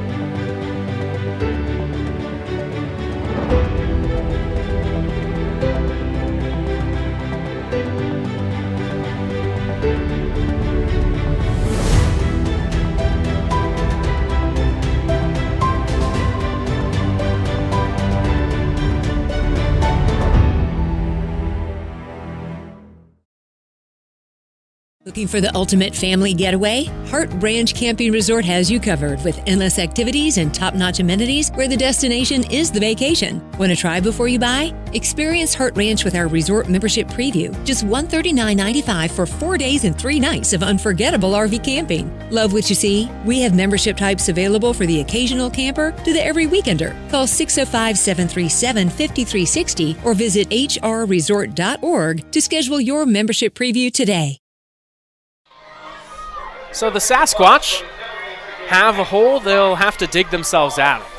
They trail 5-0 now in the bottom of the 4th inning after a 3-run top half of the frame. Trey Alexander has been cruising thus far. Yeah, he has. He's through 3 innings of work now. Still only has given up 1 hit. That hit went to Kendrick Aragon. Just a single. Other than that, his line score is empty. 2 strikeouts on the afternoon for Alexander. What would you credit his success to? He's just been sticking around the zone, filling it up. Got a good fastball, got a good slider working too. And when you get those 2 pitches working together, a lot of good things happen. It'll be 2, 3, and 4 in the Sasquatch order. Dominic Torres, Maddox Morrison, and Ben Melendrez. Just 1 hit so far through those 3 innings. A single from Kendrick Aragon last inning. First pitch in the dirt. Speaking of lost cameras, our first base camera is also gone. And so we are locked into this frame here from the Crow's Nest. 1-0, right back up the middle. Backhanded at second base. Throw to first from Frazier's in time. Watch your teeth, Trey Alexander. That one right back up the middle. Kind of matrixed out of the way. Leaned backward. And watched it go by. So here's Maddox Morrison. He grounded out to first base in the first inning. He's recorded a triple in each of the first 2 games of this series. Looking for him to come back alive here in Game 3. First pitch to him misses high. I don't know what the number is on record for a triple streak. I have to imagine 3 games is up there. Yeah, it's got to be close in the ILB. In on the hands, that pitch is fouled back. So the count 1-1. And I mean, weirder things could have happened. 3 games isn't outlandish. Yeah, no, it's doable. It's rare, but it's doable. Alexander's 1-1 is up high, especially when you consider Maddox Morrison's speed. Speed and power, got the combo of it. He sure does. It's really one of the most fun archetypes of baseball player to watch. Power, speed. If you think about a lot of the superstars around the league. There's a fly ball into fairly deep center field, but DiCarlo has a beat on it, makes the catch for the second out. Think of a lot of superstars around the league, back within the last 5 years. Shohei Ohtani isn't exactly known just for the power speed, but he's got it. He has everything. Yeah, he does have everything. A lot of more casual MLB fans might think of him as a pitcher and a hitter, but he's a guy that can hit 50 home runs and steal 50 bags in a season. First pitch to Ben Melendrez is fouled back. He grounded out to third base. He's been first pitch swinging so far in each of his first 2 trips to the plate in this ILB season. Hunting fastballs early in the zone. trying to get settled in to Spearfish, South Dakota. That one misses high, so the count 1-1. Went to Santa Ana College this season. Junior College California Championship secured. But now he's uncommitted. Coach Demas says there's going to be a lot of schools checking in on the power-hitting first baseman, as he takes a breaking ball for strike 2. He loves to use the word complete hitter. That's high praise from Coach Demas. That was the first thing he said to describe Ben Melendez. That is. We asked about him earlier today, and he said he's a complete hitter. Fastball is outside. And yesterday, he wrote his name in on the lineup card. He wasn't going to play, of course, with the long travel day, which we detailed. But he said he wanted people to know that Ben Melendez made the effort right after winning a championship to come out and make the long trip from Southern California to Western South Dakota. Didn't stick around at all in Southern California. Got right out as soon as he could. The count runs full on him here from down in the count, working his way back, showing off some of that plate discipline. With 2 outs, nobody on, Carter Towns is on deck. Ready with the 3-2. Swing and a miss, strike 3. Trey Alexander yells as he comes off the mound. He has been 1 hit shy of perfect through 4 innings as the Zap lead 5-0.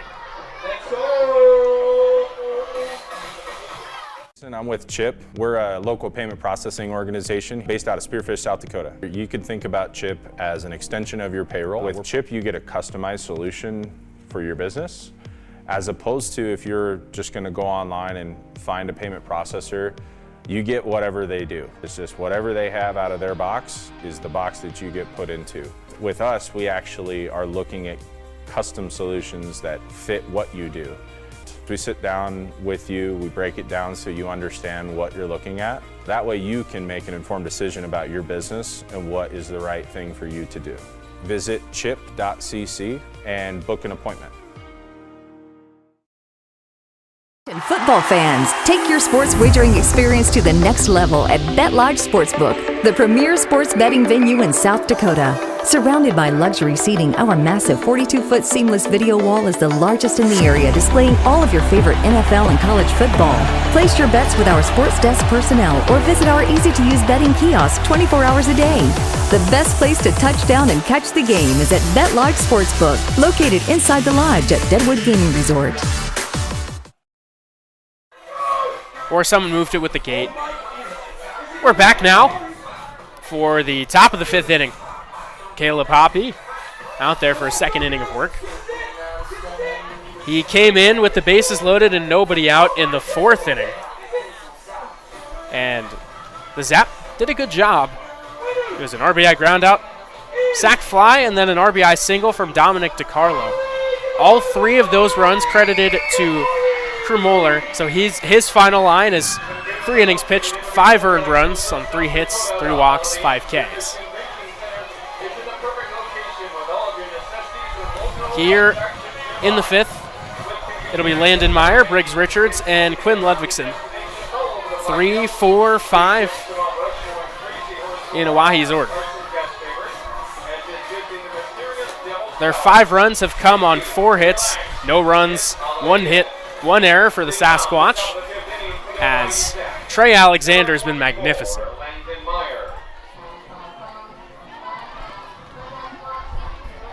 While the Zap have been electric offensively, Landon Meyer's been quiet. He's 0 for 2, a strikeout and a groundout. Was brilliant in the Casper series. Quieter here in Spearfish, as he takes a pitch outside.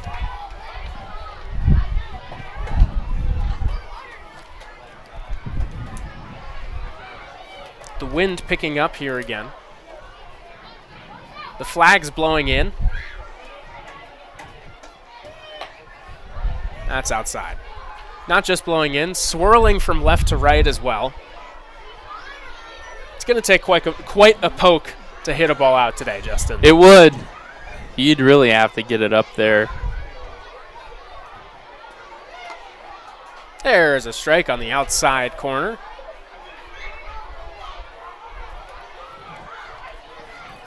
Either have to get it way up in the air or a low liner.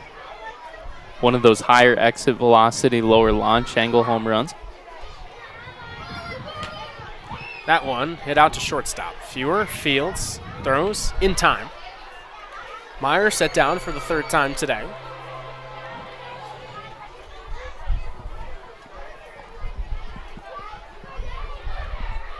Those low line drives also a little more challenging. Justin, we've spent some quality time near that outfield wall when we put the signs up last week. Yeah, we did. How high do you think it is? I have a guess. I would say somewhere around 12 feet. Briggs Richards takes a ball low. I think 12 feet is a pretty fair estimate, 10 to 12. I was thinking around 10, so we're in the same ballpark there. I'd have to agree. So not a super high wall per se, but the standard I do believe is 8. It certainly feels tall when you're out there next to it. There's a strike. Got 1-1. Yeah, if we were to see someone leap up and clear the fence trying to rob a home run, that would be impressive. That would be very impressive. Especially it's a completely wooden fence. The 1-1 from Hoppy is cut on and missed. Certainly wouldn't feel good. No, definitely not. But clearing that type of height, I always go back to think about in 2020, Mookie Betts robbing a home run, I believe in the NLCS, on a 12-foot wall, a guy who's 5'9". Have to be an athlete to get up that far. Hoppy's 1-2, called strike 3.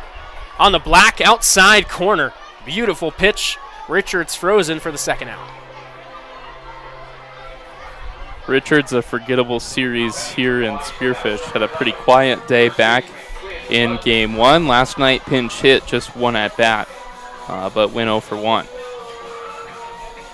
Quinn Ludvigsen, on the other hand, has been strong for Oahe. Came into today 3 for 7. He's still at that mark. He's drawn 2 walks as he takes the first pitch outside. A walk in the second, a walk in the fourth. Came around to score both times. And Justin, you know what type of walk it was last inning? I would guess a leadoff walk. It sure was. 1-0, a fly ball into shallow left field, drifting towards the line as Towns, he slides and it hits, goes in and out of his glove. Ludvigsen will cruise into second base. A ball that just barely stayed fair. Looked like Towns had a beat on it, but couldn't quite corral it. Gave it good effort. Could not come down with it. And it results in a double for Quinn Ludvigsen.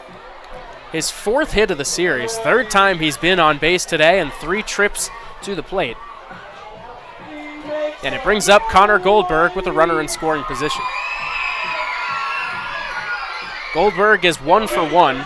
A sac bunt, which led to those 2 runs in the second inning, and then tallied a single in the 4th. So it's been this part of the order who has done all of the damage today.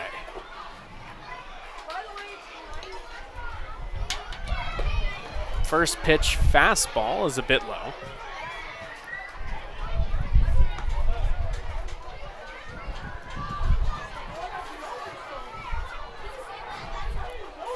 Last summer, all 8 of Kaylee Hoppy's appearances were starts, so a different look for him coming out of the bullpen.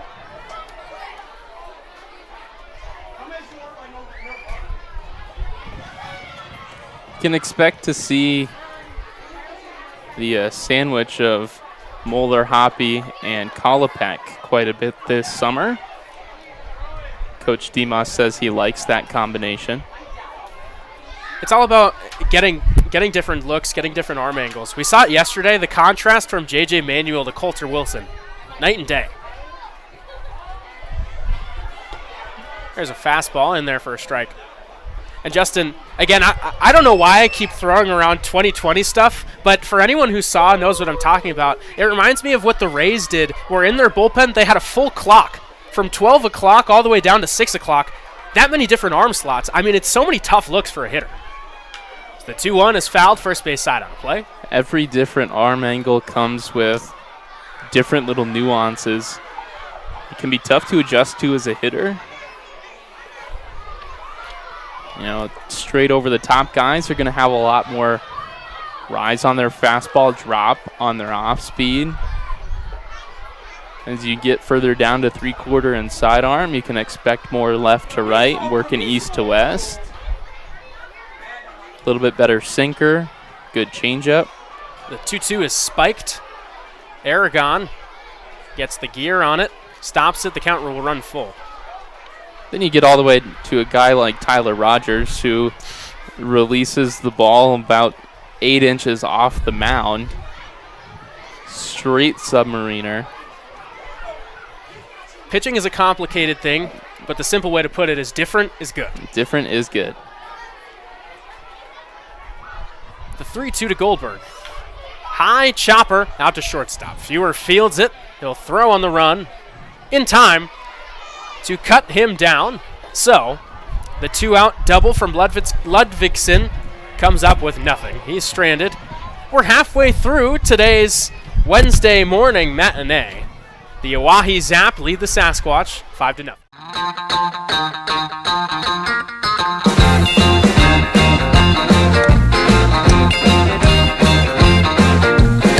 I wanna shout out to the world so they know my sweet baby loves me so.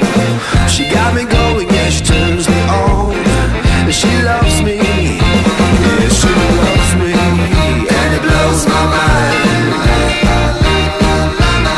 Hey, nice try. Yeah, it blows my mind. She's my lover.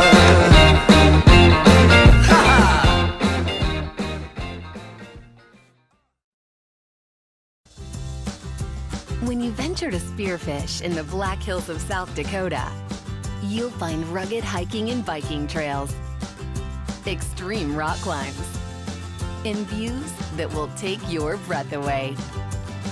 Plan a Spearfish vacation and come find your adventure. Spearfish, my great place in South Dakota.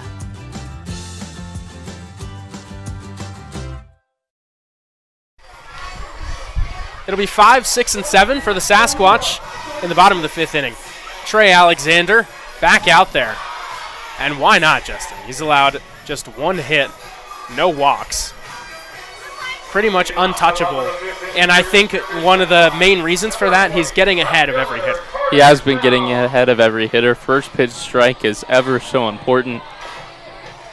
And he's done it at an exceptional rate. This start very reminiscent of J.J. Manuel's start last night for your Sasquatch. Just 1 hit, maybe 2 through, 4 innings. Breaking ball is outside to Carter Towns. But also the 5th inning is kind of where he started to not necessarily get into more trouble, but he certainly got deeper into counts. That's when he got his first 3-ball count, was in the 5th inning last night. So we'll see how Trey Alexander reacts now a couple of times through the order. For Towns, he grounded out in the 2nd inning. Could very well see 2nd, 3rd trips through the order, a different story. So there's a strike on the outside part of the plate.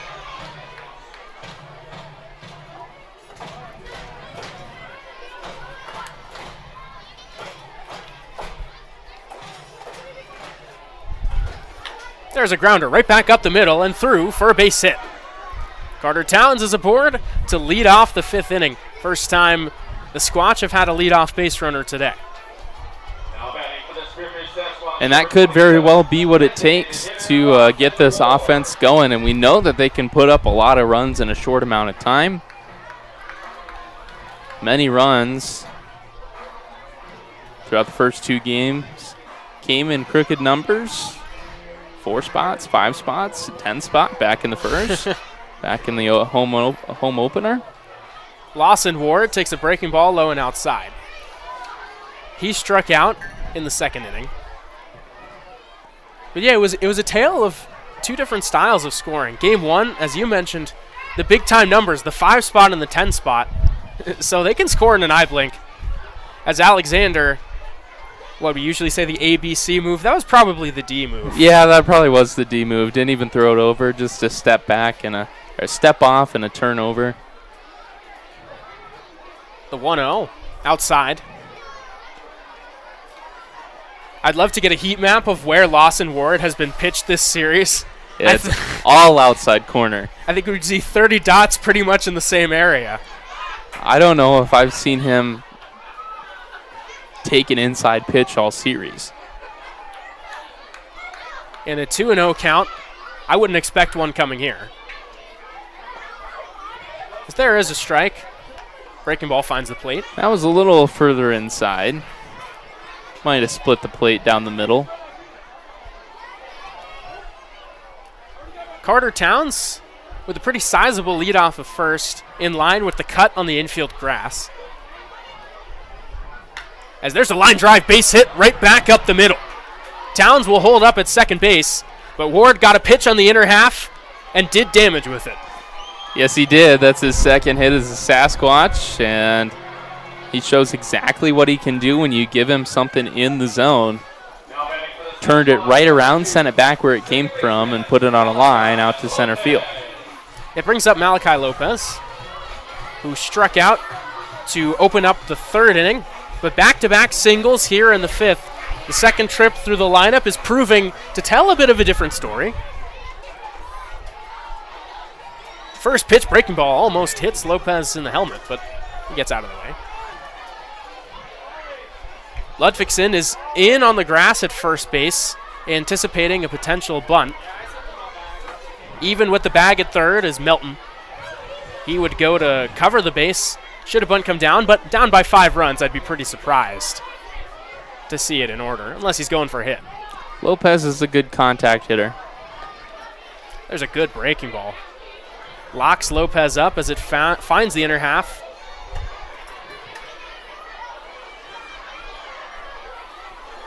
A ball and a strike.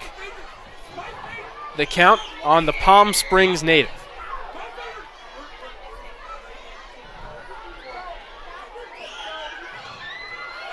There is a fastball that misses a bit outside.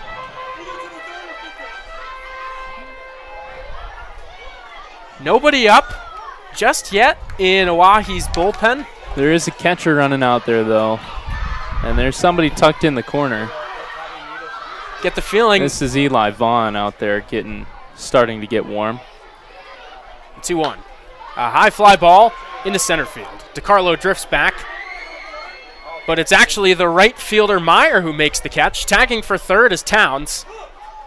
He advances. A productive out for Malachi Lopez. Runners at the corners with one away. Put one out to center. It's actually taken by the right fielder. I think the wind took that one. The wind, yeah, it certainly did. Again, still blowing left to right. Now it's Kendrick Aragon. He was the lone man to get a hit the first time through the order for Alexander, a single in the third. First pitch here is outside. Justin Lawson Ward, the catcher, not the biggest speed threat. He did steal 6 bases this season, though. And with runners at the corners here, some of the throws down in warm-ups haven't been the strongest. I wouldn't be surprised if we see him go. As there's a pop foul, first base out of play. We could see him. He looks like he's one of those guys with some sneaky speed.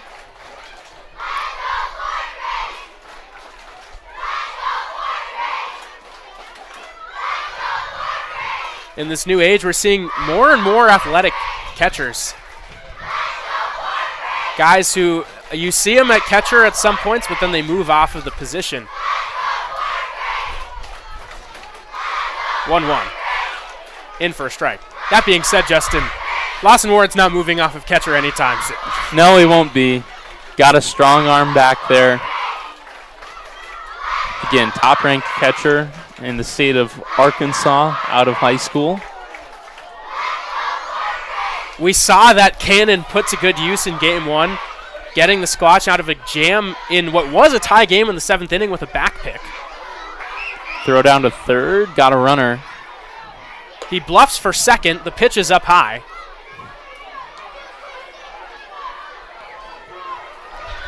Two and two now on Aragon. If this count moves full, I think we could almost expect Ward to take off for second. Absolutely. 2 balls and 2 strikes. The pitch fouled off. Just getting a piece of it is Aragon. Staying alive.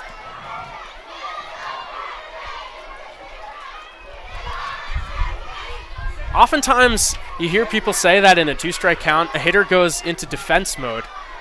But I've heard hitting coaches say that they don't like that term. They prefer the term compete, because when you say defense, you're implying that you're not in the matchup as evenly. Another 2-2, up high. It does indeed run full, and Justin and I are both thinking Lawson Ward will be off on the pitch. I'd put my money on it. I would too. Carter Towns is at third.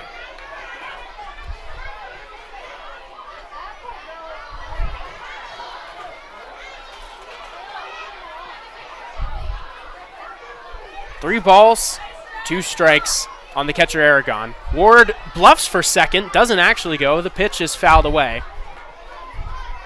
Putting together a long AB.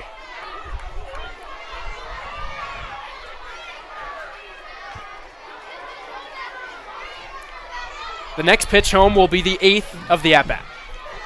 Aragon putting together a good at-bat already with a single on the afternoon. Here it comes again. Cold, strike 3. Froze him with the heater at the knees. Nice pitch from Alexander, buckling down for a big second out.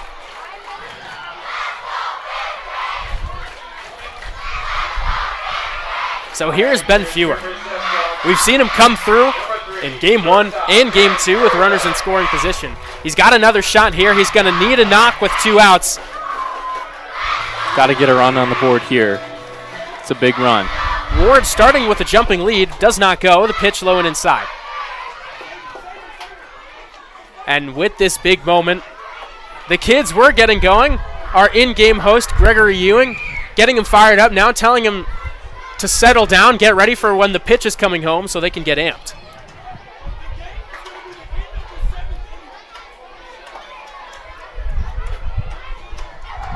Want to know the count on the shortstop. He grounded out his first time up. Runner goes for second. Swing, a line drive, base hit to right field.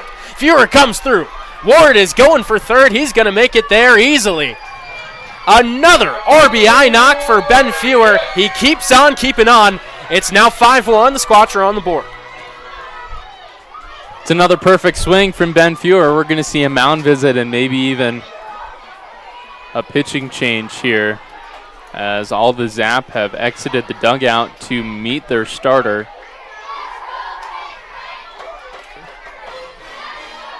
Yeah, it'll be Eli Vaughn. He's going to be coming in, I do believe. That is Eli Vaughn. We'll step away. We'll come back after this.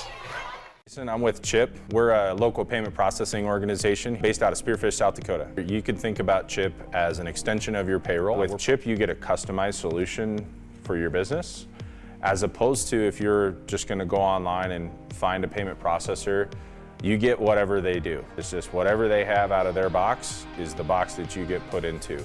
With us, we actually are looking at custom solutions that fit what you do.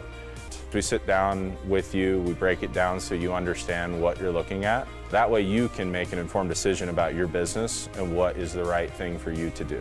Visit chip.cc and book an appointment.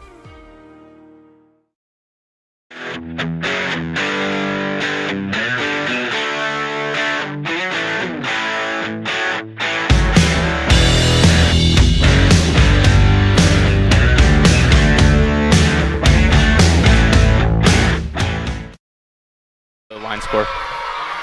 And we're back now. Eli Vaughn finishing up his warm-up tosses here. It'll be the top of the order. Justin, give us the final line on Alexander. Alexander exits the game not quite in line for the win, did not complete 5 innings of pitching, but he did come up with 4 2/3 innings pitched. He allowed 4 hits, 1 run, it was earned. Did not walk any men and struck out 4. Big story of the game here, and a new development. Lawson Ward is out of the game. He went in walking to third base, holding the left hamstring, and on to take his place is yesterday's starting pitcher, J.J. Manuel. He would come in and designated hitter. That's the spot in the order that he would take, but certainly not what you want to see from a key player in the Sasquatch order. No, Justin, certainly a situation to monitor. We'll let you know if we have any updates. Now looking at Eli Vaughn, though, the Sasquatch saw him and they did damage last time out. It was the first game of the series on the 25th. He went 1.2 innings, allowed 7 runs on 5 hits, 2 walks and a strikeout. He was the one who came in, got a few outs, but then came back out for the 7th inning in a tie game. And Spearfish was all over. The first batter he'll draw is left-hander Bobo Ayandoli. Runners on the corners with 2 outs. Ben Fewer on first. The pinch runner, J.J. Manuel, at third. Vaughn will throw over before making his first pitch of the day. You know, we talked about walk-up songs yesterday. Ayandoli came up to the press box before the game today asking to change his walk-up song. He has switched over to The Great Escape by Gwen Stefani, taking the place of Here Comes the Money. There's a slider which misses outside. He said The Great Escape was his walk-up song all through the spring, and he wanted to change it for summer ball, but it just wasn't feeling right. He had to go back. You know, hitters are some of the most superstitious and routine-oriented guys in all of sports, so I can understand wanting to get back to what had been working. So here's the 1-0. Reached out, punched into shallow left center field. It's down for a base hit. Fewer was starting to go to third, but slides and pulls back into second base. A nice piece of hitting. Another 2-out ribby. This one for Ayandoli. It's 5-2. Well, I guess the new walk-up song pays dividends here in the 5th inning. Another RBI, this one on a single. And the lineup keeps turning over to Dom Torres. So Vaughn comes on for the lefty, unable to retire him. And now a fortuitous right-on-left matchup for Dom Torres. He's 0 for 2 today. He had 2 grounders against Alexander. Ground out to short and to second. First pitch, change up, hits the zone. It's exactly where you want to be in the order. The 2 spot. Leadoff guy punched a single into left center field. Now the 2 spot up with Maddox Morrison in the 3 spot right behind him. Swing and a miss. Big cut there on 0-1 from Torres. Torres finds himself in an 0-2 hole. Got to settle in. Get a quality at bat here. Now he's up competing at the plate. Another arm warming up in the bullpen. 0-2. Fly ball, shallow center field. DiCarlo coming on fast. He slides. He can't make the play. Scoring easily is Fewer. Ayandoli to third. 3 straight 2-out knocks for the Sasquatch, and in the blink of an eye, it's just a 2-run deficit. 5-3 zap. Started all with a leadoff single.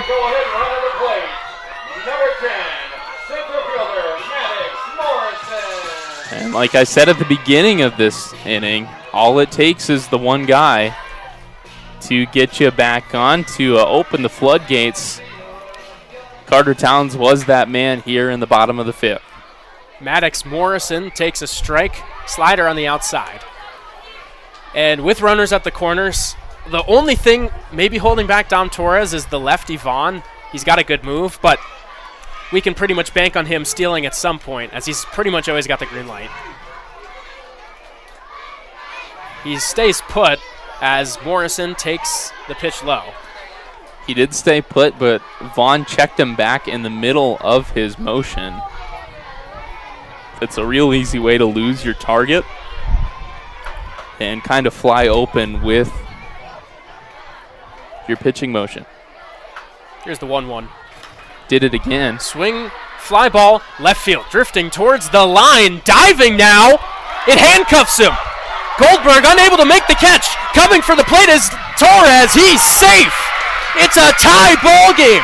5 runs with 2 outs in the bottom of the 5th inning. Morrison provides a 2-ribby double. You said it, partner. The Sasquatch, they can pour it on at any time, and they come roaring back to life here in the bottom of the 5th. That's good effort out there. It's good effort from the left fielder, Ian Goldberg. Could not come up with it, though. Now Melendrez takes it outside. He will be the 9th batter to come to the plate here in the 5th inning. The Sasquatch have made batting around in this series like a habit. 4 straight 2-out knocks. Eli Vaughn, I think, is going to have nightmares about pitching at the Black Hills Energy Sports Complex. It's be a great time for Melendrez to get in the hit column as a Sasquatch. That breaking ball is high and outside.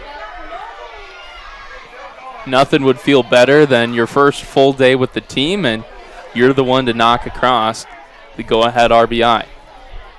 The outfielders are pretty shallow here, considering the power of Melendrez. They're trying to cut down a potential run from scoring on a single. They're just swing and a miss. Wind has also shifted. It is firm in out of center field right now. Yeah, looking out over at the flags out in left center, blowing straight in.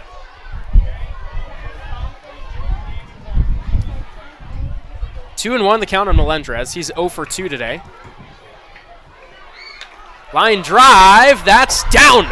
It's fielded by Taylor on the backhand. The throw to first, not in time. So it prevents the runner Morrison from scoring, but Melendrez legs out an infield single. It's 5 straight knocks with 2 outs in the 5th, and it brings up Carter Towns.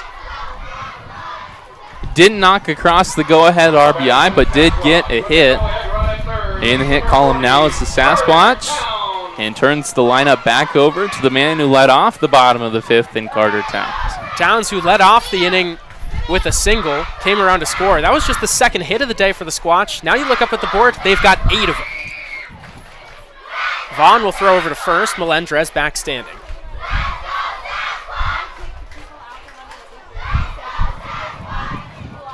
And what a turn of events. Trey Alexander was just cruising. As there's a breaking ball in for a strike. He gave up the lead, gave up a run, got pulled, and the lead very quickly followed. Got a man warming in the Zap bullpen. It's a tall righty. Line drive down the right field line, but foul. Just a bit out in front on the changeup. And Justin, Eli Vaughn, clearly a guy with good stuff. He's got good off-speed pitches, a good arsenal. With the way the Squatch have hit him, you have to wonder if there's some type of tell they've picked up. Could be. They're certainly seeing him well. Here comes the 0-2. Breaking ball outside. One thing of note with positional alignment, Mason Melton over at third base is way off of the line. If Towns just pokes one in that direction with any type of velocity, it's going to get through. And very well could be a double. Here's the 1-2. Misses low. It's one of those things where if this is earlier in the at-bat, could feel pretty confident putting a bunt down the line.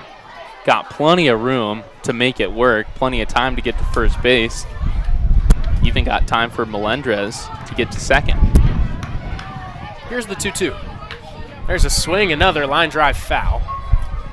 Another one just over the Sasquatch bullpen. Obviously, with 2 strikes, we won't see the bunt in order, but yes, Justin, I mean, this is almost akin to what we used to see back in the day in Major League Baseball, where you do the overload stack on the right side of the infield.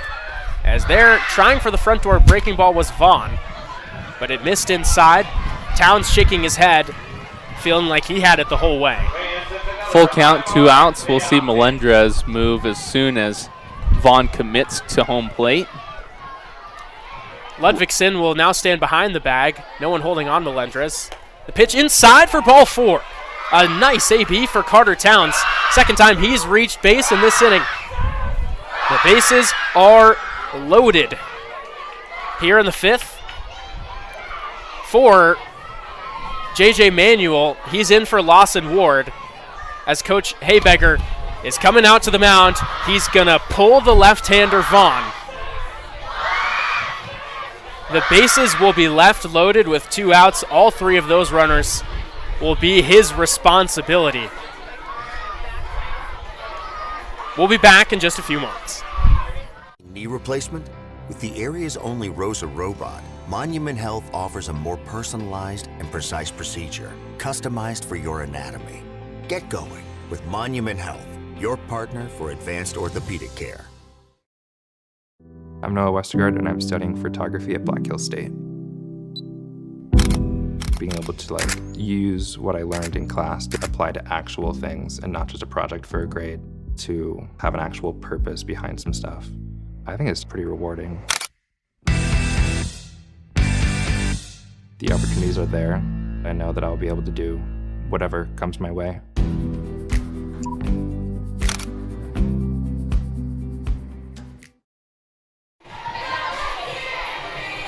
Back now, the bases are loaded with 2 outs in the bottom of the 5th inning.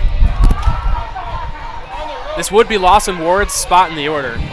Instead, it's J.J. Manuel, as Ward came up lame on his leg and came out of the game, which feels like a long time ago, but it was actually earlier in this inning.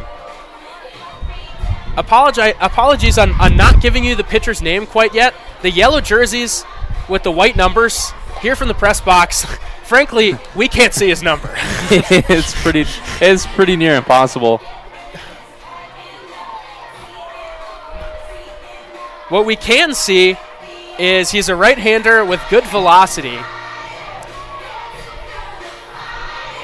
It looks like starting with the 3. My guess is that this is Brian Atkinson. And the Oahe Zaps game changer isn't even helping us out here either. They haven't changed from Eli Vaughn yet. Regardless, bases loaded for Manuel. First pitch is in there for strike 1. This is his first at-bat here this year as a Sasquatch. Pitched last night, of course, was the player of the game. As here he grounds a breaking ball foul outside of first. Gonzo over there tried to snare it with the bare hand. Quickly, no balls and 2 strikes.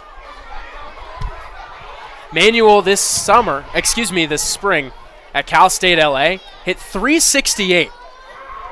So he can swing it. Not just a pitcher. As the 0-2 is low and inside. This is number 30, Lucas Toll. Big 6'2" right-handed pitcher from Plymouth, Minnesota. Posted a 1.8 ERA through 5 innings this spring. He's got a fastball, curveball, slider pitch mix. Fastball up in the high 80s. The count 1-2 on Manuel. There's a grounder out to second base. Frazier fields cleanly, throws to first in time to retire the side. But not before the Sasquatch strike for 5 runs on 7 hits. They leave him left loaded, but what was once a 5-0 game is all knotted up at 5s as we head to the 6th.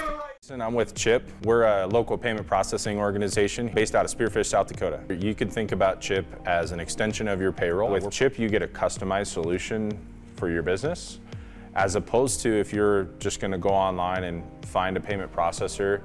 You get whatever they do. It's just whatever they have out of their box is the box that you get put into. With us, we actually are looking at custom solutions that fit what you do. We sit down with you, we break it down so you understand what you're looking at. That way you can make an informed decision about your business and what is the right thing for you to do. Visit chip.cc and book an appointment.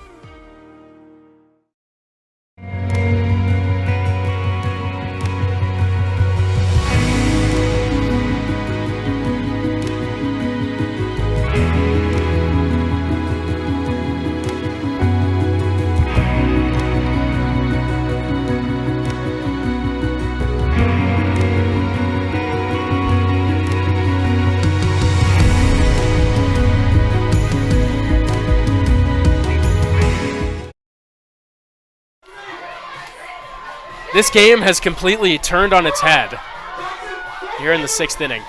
The Sasquatch, they've done it again. Another crooked number. They throw up a 5 spot.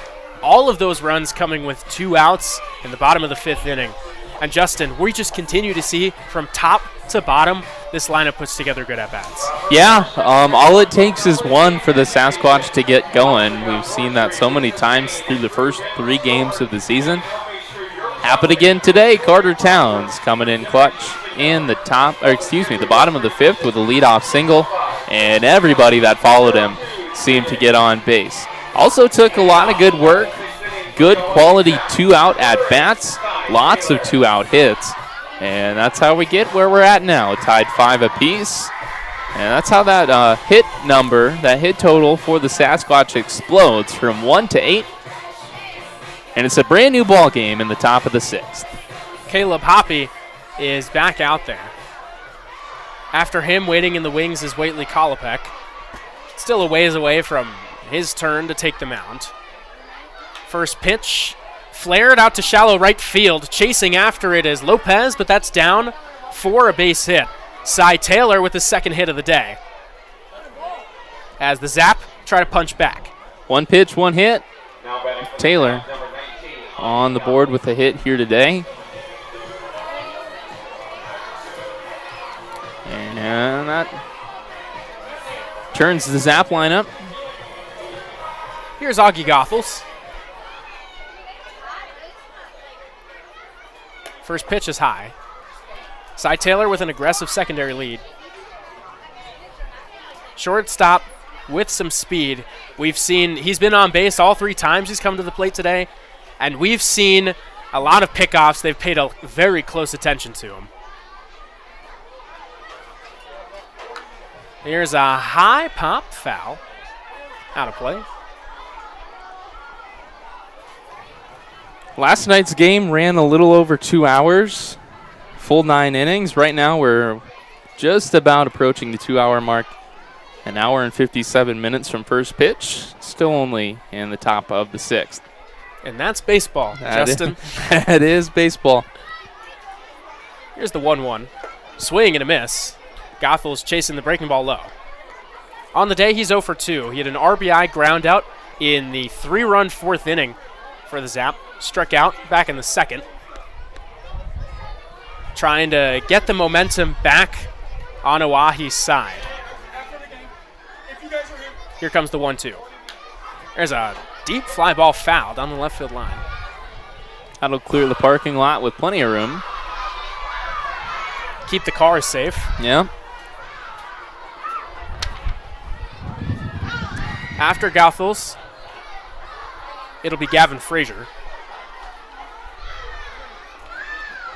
Double play depth up the middle for the Sasquatch. Trying to erase the leadoff base runner. Hoppy's 1-2 is outside. It's a good pitch, exactly where Aragon wanted it. Just did not entice a swing from Goethals. The count even on today's catcher, making his first appearance of the series. Here it comes. Checks his swing, pitch in the dirt. Taylor took a few steps towards second, but thinks better of it. As Hoppy taps his chest, says, "My bad." Full count now. we have been wrong before, but with the full count, with Cy Taylor's speed, again, another situation where I think you can bank on the shortstop being off with the pitch. He's not going. And there's a ball 4 outside. On the borderline, but just missed off the plate. So after taking a body blow, the Zap are winding up preparing to deliver one right back. A great at-bat from Goethals, and the first 2 runners are on base. Runners first and second, no outs here, and we'll see a mound visit from pitching coach Brian McBroom. Whately Kolopek is standing up. He is starting to throw. This is not going to be a pitching change. They're not there quite yet. Isn't throwing at 100% conviction at this point. Actually, since I've been looking over there, he has not thrown a pitch yet. Just getting into some of his dynamic warm-ups. I'm forgetting what the name of it was, but every baseball player has done it in their day. The rocking from the front leg to the back leg and then throwing. Classic warm-up for a pitcher as Coach McBroom talks things over with Caleb Hoppy.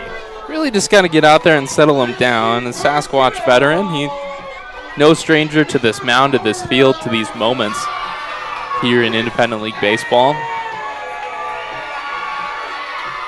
Settle him down, get him back in the zone, and things will start going his way again. Thus far, he's gone 2 innings, thrown 37 pitches, allowed 3 hits. That walk he just issued was the first he's allowed today. He struck out 2 batters. Again, a guy who was a starter last summer here in Spearfish, so used to giving his team some length here and more of a bridge role. He'll face Gavin Frazier. Melendez in on the grass.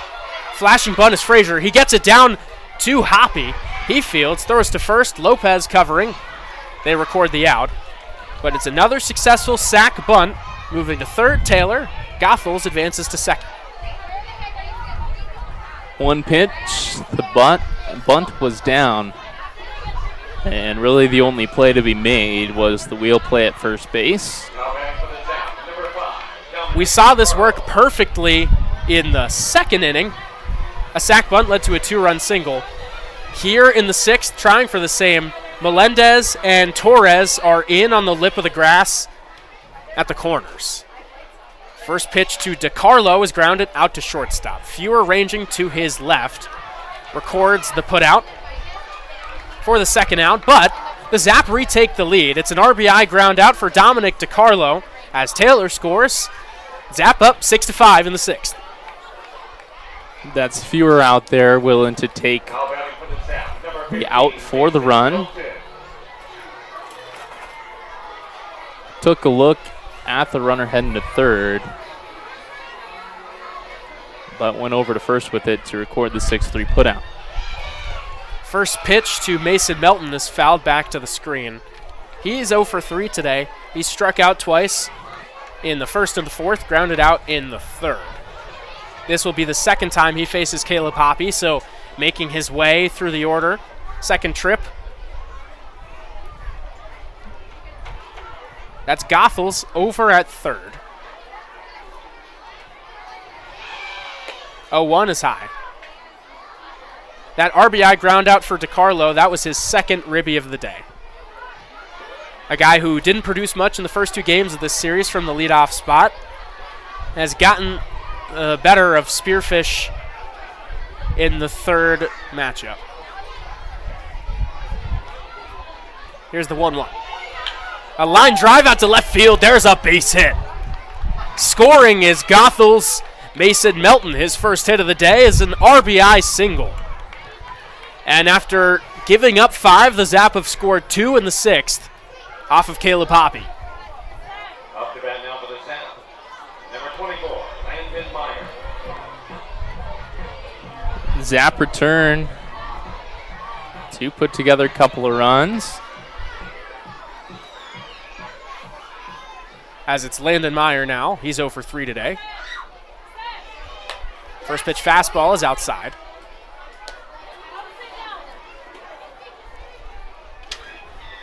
You have to credit Oahe the game flipped so fast, it could be easy to be stunned, kind of left in shock as a lineup. But they've gone right back to work, handling their business. Taking good at-bats here in the top of the 6th. Truly, if you look down, I mean, the 2 outs, a sac bunt, and an RBI ground out. So everything in this inning has been productive. 2 no-hitters count on Meyer. He'll key in on a fastball here. Hoppy with the move over to first. Diving back is Melton. I think we can probably classify that as about a B move. I like that. Yeah. Not the best move he's got in the chamber, but not the worst either. Not just a show me move. Yeah, not just a show me move. That's fouled away. He did get the fastball, but couldn't put it in play.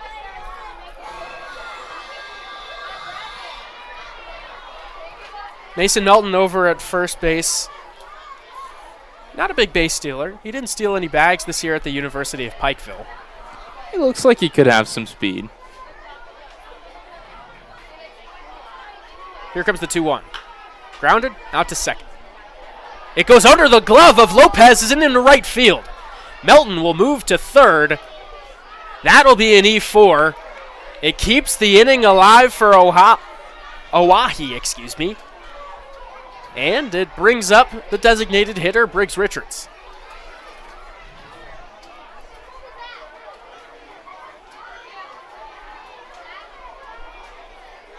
And with that, here is a call to the bullpen. McBroom comes out and will take the hook on Caleb Hoppy. Coming into the game now, it will be the flame-throwing right-hander, Waitley Kolopek, when we return. Home for the newest games is at the Lodge at Deadwood Gaming Resort. When you're looking for the latest and greatest games, the Lodge is the place for you, as we are constantly updating our gaming floor with new and exciting games.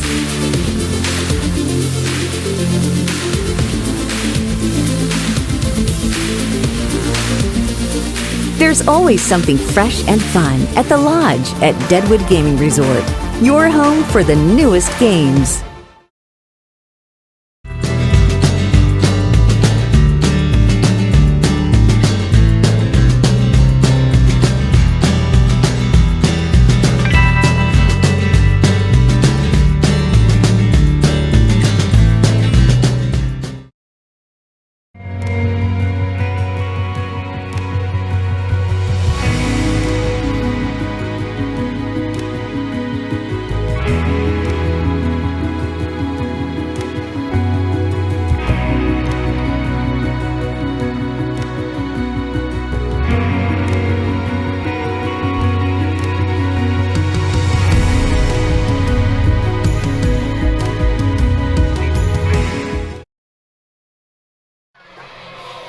So here he is, Waitley Kolopek.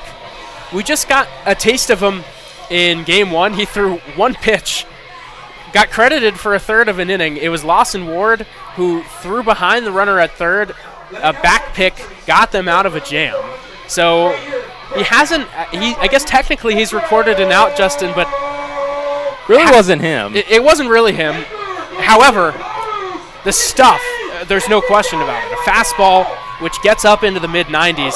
And Justin, as he was warming up, tell me about what you saw in Monday's game with the off-speed. Yeah, I was just watching him warm up as you were introducing him, Nikita, and I watched him throw the best slider I've ever seen in my life. I've been to quite a few MLB games. I don't know where that one came from. It looked like a fastball all the way and dove the entire width of the plate and then some off to the left. But if we look at Hoppy's final line score, he went 2 2/3 innings pitched, allowed 4 hits, 2 runs. They were both earned, allowed a walk, and struck out 2 men. The first batter Kolopek will face is Briggs Richards, the cleanup man. He is 1 for 3 today. First pitch fastball, he's laid on it. For Kolopek, there's plenty of guys with prospect pedigree, but this, I think, stands out to me more than just about anyone else. The second-ranked pitcher in Oklahoma just last year by perfect game. That's impressive. Oklahoma, a southern state, warm. You can play baseball Check quite swing, a throw bit. back behind Melendrez. Melendrez makes the catch. Diving back in time was Lindenmeyer. You can play baseball quite a bit in Oklahoma. You can expect more prospects out of the south than you will in the north. They said that Richards did go on the check swing, so the count 0-2. Fastball again, poked down the right field line into the Sasquatch bullpen. Kolopek, one of a few guys from Crowder College. Again, we've talked about it previously. Alma mater of Jacob Mizurowski, among other MLB players. So a top flight junior college. That is for sure. The 0-2 inside. We haven't seen one of those filthy sliders just yet. But brushing him off the plate with the fastball, Justin, we might see it right here. Yeah, it's set up well. Fastball up and in. Now goes slider on the outer half. We'll see what we get. Here's the 1-2. He does go to the slider, instead opts for it front door. It misses low, and it evens the count. The horizontal movement, anybody can see it. It's very apparent.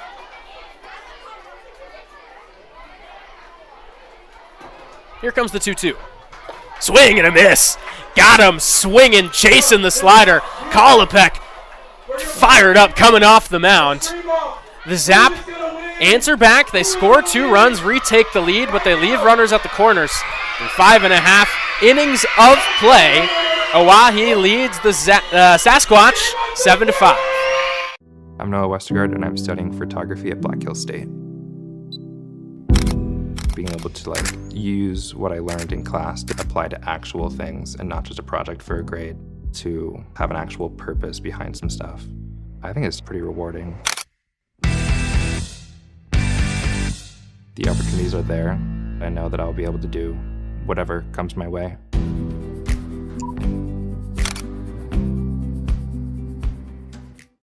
Home for the newest games is at the Lodge at Deadwood Gaming Resort. When you're looking for the latest and greatest games, the Lodge is the place for you, as we are constantly updating our gaming floor with new and exciting games.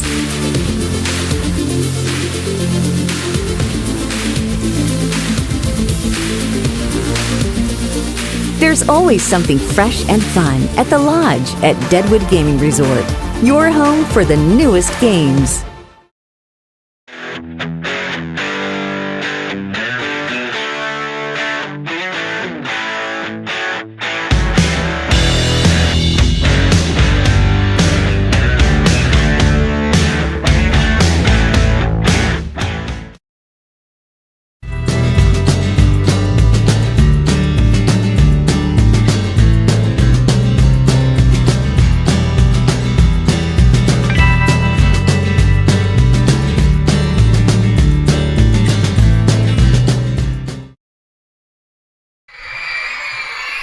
First pitch, check swing in there for a strike on Malachi Lopez. See what the Sasquatch have for an encore after a 5th inning where they sent 11 hitters to the plate, scored 5 runs on 7 hits, all of those runs coming with 2 outs. 7, 8, and 9 in the order here in the 6th. So there's a 2-hopper picked by Melton. He throws to first in time. It's still undisputed champion. As now Kendrick Aragon will come to the plate against Lucas Tolley.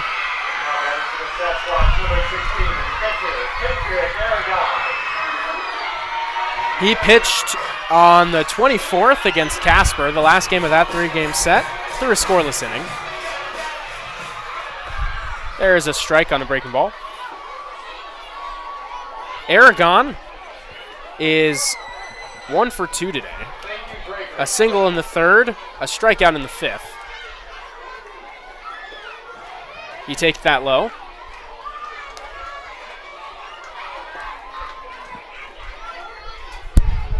Quite a bit of noise at the ballpark today. You have to think that helps, again, with this early start for the players on the field. Fastball low. Quick turnovers can really drag as a player. You feel unprepared the next day, especially showing up to the field at 8 o'clock after not getting home until after 10 o'clock last night. I think they're chanting, I thought they were saying third graders, but I don't think so. The third graders won a screaming contest in the inning break. Here comes the 3-1. High and tight. I don't know if it hit Aragon or went to the screen. He's hustling around first, so don't think it hit him. He's on with a 1-out walk. Second time he's reached base today as Ben Fewer comes to the plate. Another leadoff base runner. Leadoff base runner led to the 5-run inning last inning. It was the first leadoff base runner of the day. Now we've got another one with a good contact hitter at the plate. In the top of the order, waiting right behind him.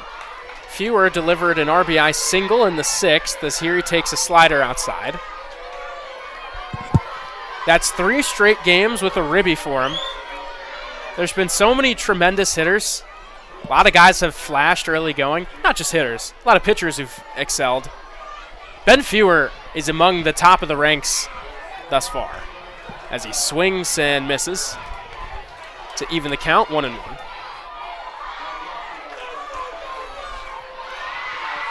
With a 1-for-2 day so far on the season now, Fewer is 5-for-8.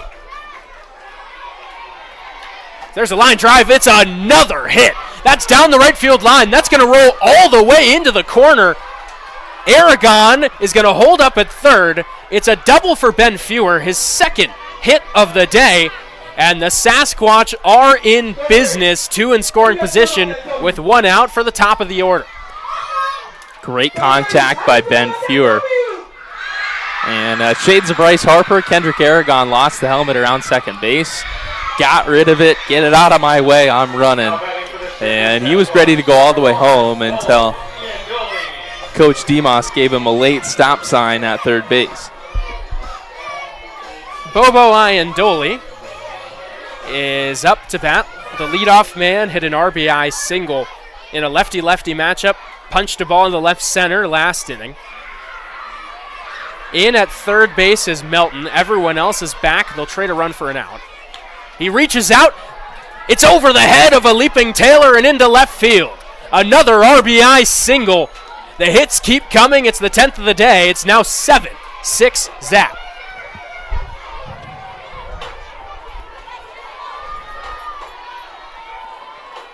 Exactly what the Sasquatch needed. Keep this rally moving. And now the tying run just 90 feet away with Dom Torres, the 2 spot at the plate. I mean, it's just rinse and repeat, almost identical to the RBI single he had last inning. Dom Torres, he had his own ribby single in the 5th. As here, he's got another one.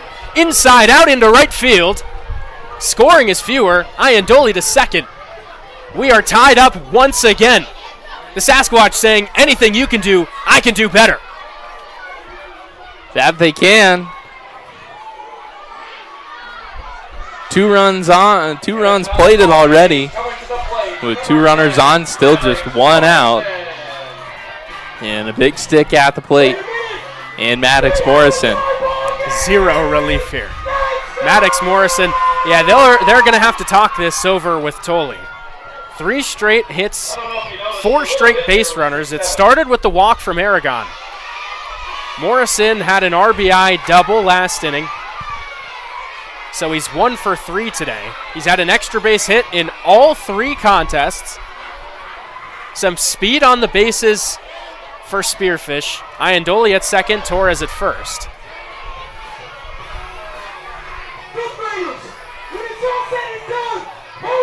There is a left-hander warming up for the Zap. He hasn't started properly throwing yet. He's maybe 40, 50 feet away, getting the warm-up tosses in. If we look at the options for who that may be, well, they've got a few left-handers. Brady Glenn, who we saw yesterday, he pitched an inning. First pitch, fly ball down the left field line, but foul.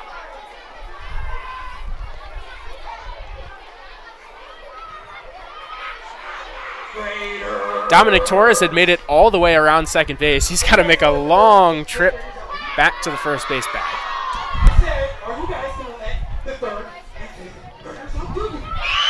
Here's the pitch, outside and low.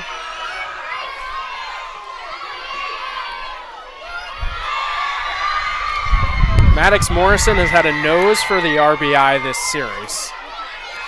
Seven of them to be exact, in 2.5 games.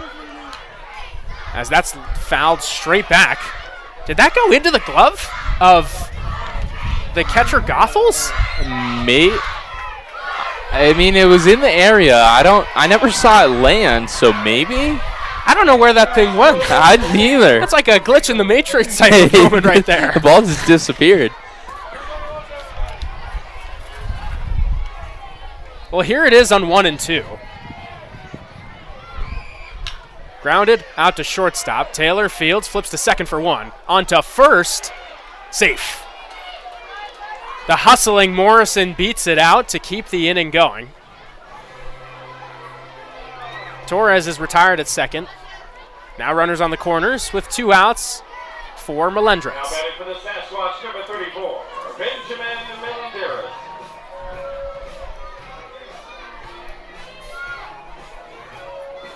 Melendres in the hit column today. Now he's looking for his first RBI. Great opportunity here with the runner on third. 2 outs, need him to come through here with a big hit. First pitch, low and inside. There's a lot of thunder in that bat. Coach Demos and the guys in the dugout would love to see it come out to play right here against the Zap. Just missed. Yeah, that was a good cut right there. Just missed that slider. That's one of those pitches where your eyes just kind of get big. Because that pitch looks like a beach ball coming in. A hanging slider over the middle of the plate. A cement mixer, as some people call it. Yep. Just kind of spinning, but not doing much. That fastball missed inside, so now it's 2-1. And with Melendres, a complete hitter, with that, he knows about count leverage. He knows when to put off his A swing, when to look to make more contact. Here in a 2-1 count, he's going to look to swing big. He does, but comes up empty on a breaking ball.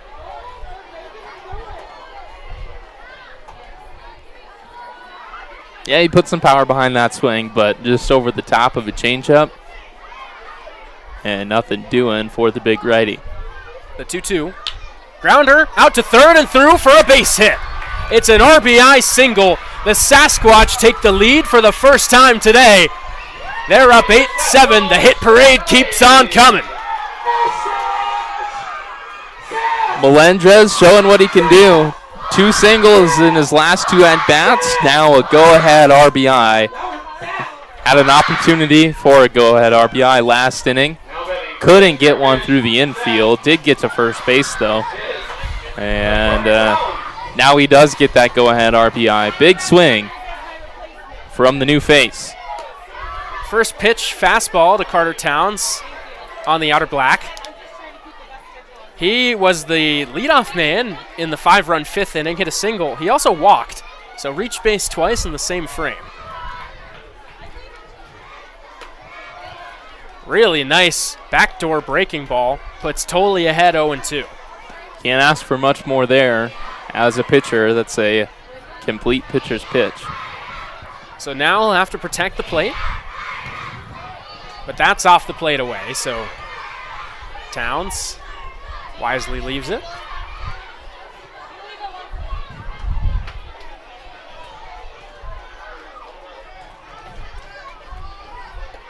Inside, it hits the foot of Towns. He hops a bit, but he's all right, just off of his cleat. He takes first base, and the bases are loaded with 2 outs for J.J. Manuel.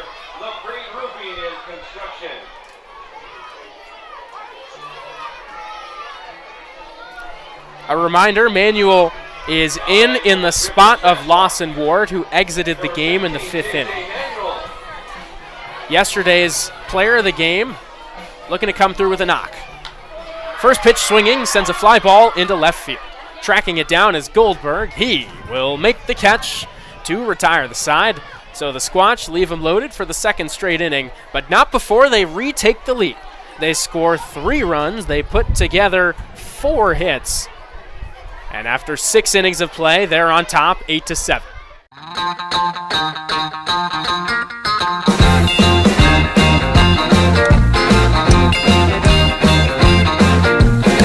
I wanna shout out to the world so they know my sweet baby loves me so.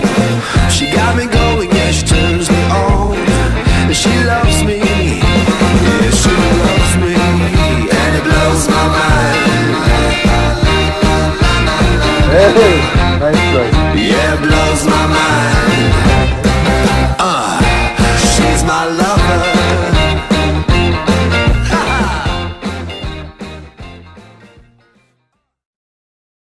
Knee replacement? With the area's only ROSA robot, Monument Health offers a more personalized and precise procedure, customized for your anatomy. Get going with Monument Health, your partner for advanced orthopedic care. So the Sasquatch working with their first lead of the day. They've got Waitley Kolopek back out. He recorded 1 out on a strikeout. That was the only batter that he faced back in the 6th inning. As a closer, not really in a closing situation today. Well, obviously a tight game, but I don't know if he'll have the pitch count to take himself through the rest of this contest. But he'll look to hold up a lead. He'll go up against 5, 6, and 7 in Oahe's order. Quinn Ludvigsen, followed by Connor Goldberg and Cy Taylor. It's about to get a lot quieter here at the ballpark as the kids are all heading back to school. So we're going to lose about 500 fans in 5 minutes. What they've seen was a great game of baseball. The Sasquatch has scored 8 runs on 11 hits in the last 2 innings after being 1 hit through the first 4. First pitch from Kolopek in the 7th is low. I think their teachers should be made aware that this game is available to be watched away from the ballpark right here on the Spearfish Sasquatch Network. Spearfish Sasquatch Live on YouTube. Little self-promo, never heard anything. Yeah. Fastball's outside. Although, not really self-promo. All the people who are hearing it are already tuned in. Yeah, but you can tell friends and family. Spread the word. Spread the word. 2-0. A lot more to come here on the Spearfish Sasquatch Network throughout the year. We are very excited to get some new equipment in here in the coming weeks. 3 balls and no strikes on Quinn Ludvigsen. And he draws his 3rd walk of the day. He's reached base all 4 times he's come to the plate. A double last inning. Now a base on balls to open the 7th. Our technical capabilities are going to go up a lot with our new equipment. We're going to have a solid 4-camera setup instead of starting with 3 and always losing 2. We're looking forward to having that all for you all. Thank you for tuning in. Connor Goldberg up to the plate. He's 1 for 2 today. He fouls the first pitch off down the right field line. With a steady dose of velocity today from Moeller now to Kolopek, we've seen a heavy dose of foul balls down that right field line. We have. Don't park down there. That's all I can say. Here comes the 0-1. Beautiful fastball. Paints the outside corner. Perfect spot for it, especially with the leadoff runner on base trying to stay ahead in this count. Now he's got him. He can do whatever he wants. He can throw him the high fastball. He can rip off a nasty slider. It's however he pleases. That's 1 hop out to second base. It goes by Lopez and into center field. Moving on to third is Ludvigsen. The throw will not be in time. Head first slide, he's in there. Think that'll be an E4. It puts runners on the corners. This game just keeps on seesawing back and forth as the Zap are in business to try to reclaim the lead.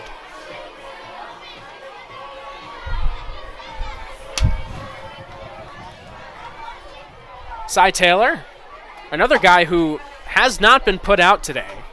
2 singles and a hit by pitch, a stolen base, 2 ribbies. First pitch is a strike. Kolopek did exactly what he needed to do in that last at-bat. Got himself a ground ball looking for a double play. Defense unable to make the play behind him. Now pitching out of a bit of a jam here with the 1-run lead. Spikes the fastball. Kept in front of himself did Aragon. So staying put at first is Goldberg. Staying put at third, Ludvigsen. I don't know if you saw that, Nikita, but as Kolopek got set to get on the rubber, he grabbed a splitter grip. Runner goes. The pitch lined foul down the left field line. I did not see that. I guess maybe deceiving him. It looked like a fastball there. Yeah, well, yeah. But oftentimes you're going to grip the hardest pitch to grip every time, and then you can move off of it to a different pitch, especially with that splitter when you really got to set it back in between your fingers. It can be pretty obvious when you're digging around for it in your glove, but if you just start with it every time, it's hard to know what's coming. That's a pitcher. That's some pitcher wisdom. Lifelong pitcher right there. That's some pitcher wisdom right there. That slider missed away, so it's 2 balls and 2 strikes on Cy Taylor. Oh, beautiful pitch. Just defending up there. Cy Taylor practically hit it out of the glove of Aragon. A front door slider, but he did a good job of living to see another day. It is purely a defensive swing. That's not, I'm trying to put this in play. That's, I'm trying to not strike out here. Throwing over to first was Kolopek, but Goldberg was practically on the first base bag.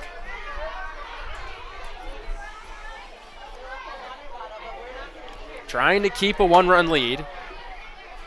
The 2-2. That's the splitter. But it was spiked. As we've mentioned, that's one of the toughest pitches to control. Maybe only ahead of it a knuckleball. Yeah.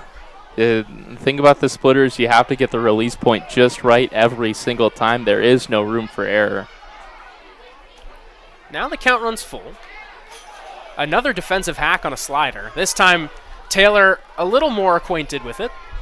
He fouls it back to the screen. He was ready for it. He was on time.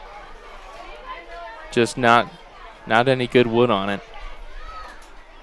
An arm getting loose in the Squatch bullpen. No outs here in the 7th inning. Kolopek up to 20 pitches. Will come home with the payoff once again. Runner goes. Pitches up high for ball 4. He'll throw down, and it doesn't matter because, of course, Taylor had already drawn a walk. It's the 4th time he's reached base today. And the bases are loaded with nobody out for Augie Goethals.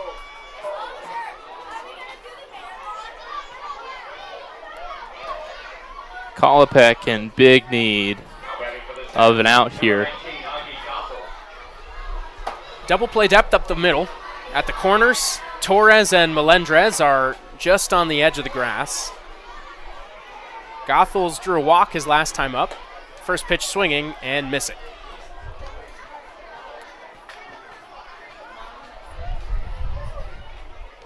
Oh for 2. A strikeout in the 2nd. Had an RBI ground out in the 4th.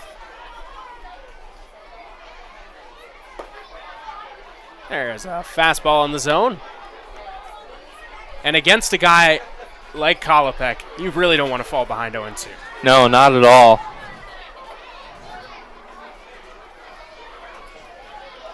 Here it comes. Fouled away. Opted for the fastball. Typically, in an 0-2 count, you'll see that fastball elevated to throw off the eye line. You've seen the high fastball when you rip off a slider down from it. It makes it all the more nasty. It does. There is the high fastball. Gothel's showing good plate discipline to leave it upstairs. A lot of times as a hitter, you're going to set a line of I'm not swinging at anything above here because I know I'm not going to get to it anyway.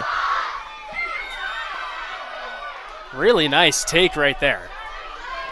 It was a slider away, playing off of the high heat. Gothels thought about it for a second, but wisely held up. 2 balls, 2 strikes. Nobody out, bases loaded here in the top of the 7th. High chop to third. Torres charging. He comes to the plate. They get the force there. Actually, Aragon tagged out the runner Ludvigsen. It counts the same. It's an out regardless. It was the only one they'd be able to get, but it's a really nice play from Dominic Torres. Saves the lead.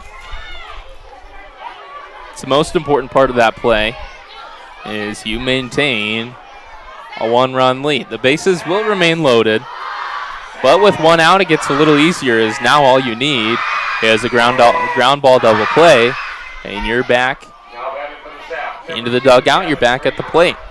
So Gavin Frazier is actually 0 for 0 today in 3 trips to the plate. A walk, a sac fly, and a sac bunt.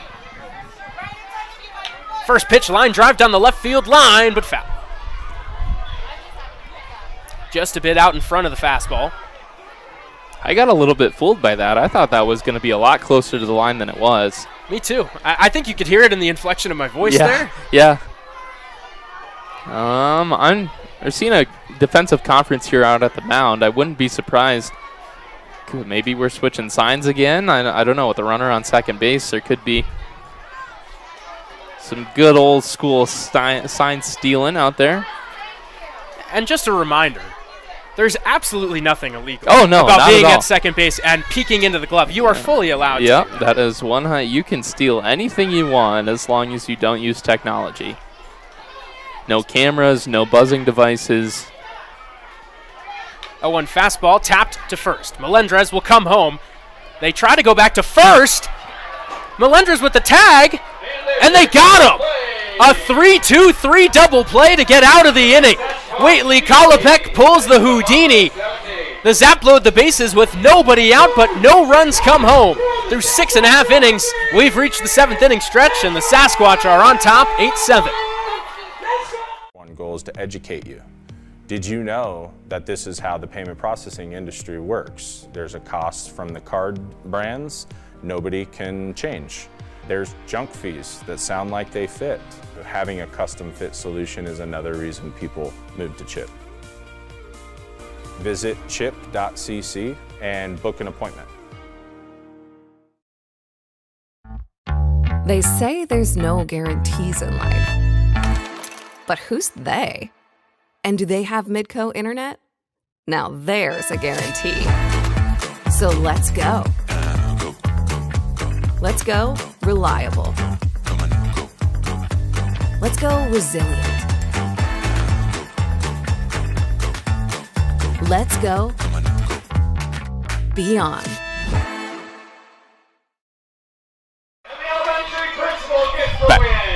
And we're back. After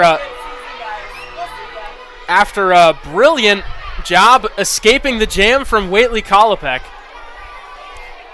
the Sasquatch will try to tack on some insurance runs. A new wing here in the bottom of the 7th inning. It'll be a left-hander. Again, Justin and I are running into the same issue where you can't see the number at all. So we'll get that to you as soon as possible. I do believe, actually, that is Carson Dupius. Dude, I would... Yeah, this would be Carson Dupuis. Dupuis, yes. A native of Beloit, Wisconsin, excuse me. He's a left-hander with a fastball sitting between 88 and 90. He's also got a changeup and a curveball to play off of that. Currently in the transfer portal. He saw limited time this spring, just 2.2 or 2 2/3 innings pitched. Inflated ERA due to the small sample size, 10.5 is where that's at. Also a high whip, 2.63. That's 2.6 base runners per inning. And Justin, his struggle has been with walks. In the spring, 7 walks in 2.2 innings. He's made 1 appearance this season. That was against Casper on the 24th. In .2 innings, allowed 6 runs on no hits, walked 6 batters. Strike zone comes at a premium. Malachi Lopez swinging and missing. It'll be 7, 8, and 9 in the Sasquatch order for the second straight inning. The stuff clearly there for Dupuis. Firm fastball. That painted the outside corner.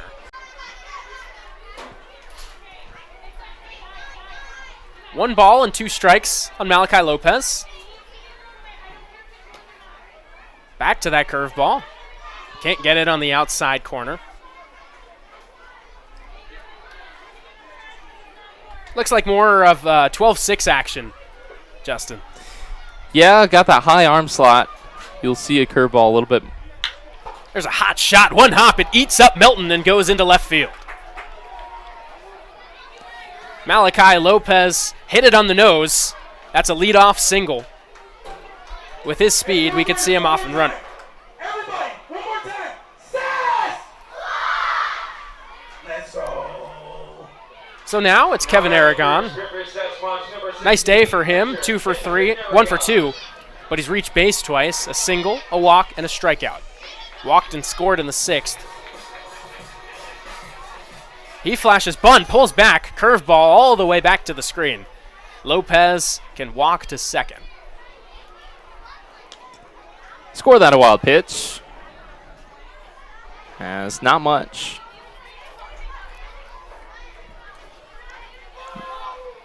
Not much doing for the catcher Goethals. Here's the 1-0.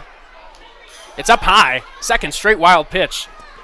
Lopez will advance to third. That one might be a pass ball. That's just a late reaction from the catcher. Yeah, that's a tricky one. I think for me, I'd score that a wild pitch. I suppose. It could go either way. Yeah, he did get a glove on it. The infield about halfway in.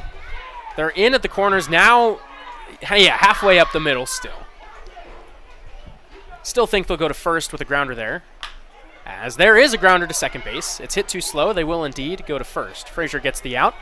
But nice situational hitting from Kevin Aragon. An RBI ground out. Sasquatch tack on another run as they lead 9-7. Good sacrifice. In a 1-run lead, that's a... You'll always take, or with a 1-run lead, you'll always take a run for an out. Here's Ben Fewer. Fastball misses high. A multi-hit machine. He's got 2 hits in each of the first 3 games of the season. 2 for 3 today, a double, a single, and an RBI. So 6 for 9 in the early going. That's upstairs. And now they'll have a meeting on the mound. Pitching, one of the most mental aspects, honestly, baseball as a whole. It's such a mental sport. There's so much time to sit there alone with your thoughts. When things aren't going right, it can be easy to get in your head. I mean, there's truly nothing like the yips in baseball. Yeah, that is very true. I found my greatest level of success on the mound not thinking about anything. You know, just especially on start days. Just keeping everything simple. I'm not going to overthink things. I'm really not going to think about much at all. I'm just going to go about my day as normal, and then go to the ball field and throw a game. That's where I found my greatest levels of success. Just keeping it simple. That's outside for ball Fewer. Ball Fewer. Ball Fewer. Ball Fewer, and he takes his base. He stood there for a little while. Thought maybe it painted the corner, but it didn't, off the outside. So It's the third time he's reached base today. Well, Continues. We'll just say that he really wanted to hit. That's all. He was hoping it was going to be a strike because he really wanted to hit. Yeah, he's one of those guys, I'd say, he looks hitterish at the plate. He does. What's the old saying, roll out of bed and hit 300? No one can actually do that. But yeah, no. Bobo Iandoli flashes bunt, pulls back, takes a curveball for strike one. You know, back in the day, it was to roll out of bed and hit 400. Not these days. Of course, that was 120 years ago, but here's the 1-1. Curveball high, it hits off of the glove of Goethals. Fewer will advance to second base. That one, safe to say, is a pass ball. Yeah, we can agree on that one, partner. We were 50-50 on the last one, but that one's pretty easy to see. So a ball and a strike on the Sasquatch right fielder. He's 2 for 4, 2 RBI singles today. That's yanked outside and low. The 5th trip through the order for Spearfish begins right now. And we got some baseball to play yet. Still only 1 out in the bottom of the 7th. Coming up on 3 hours in game time, as that's high and outside. Dominic Torres is on deck.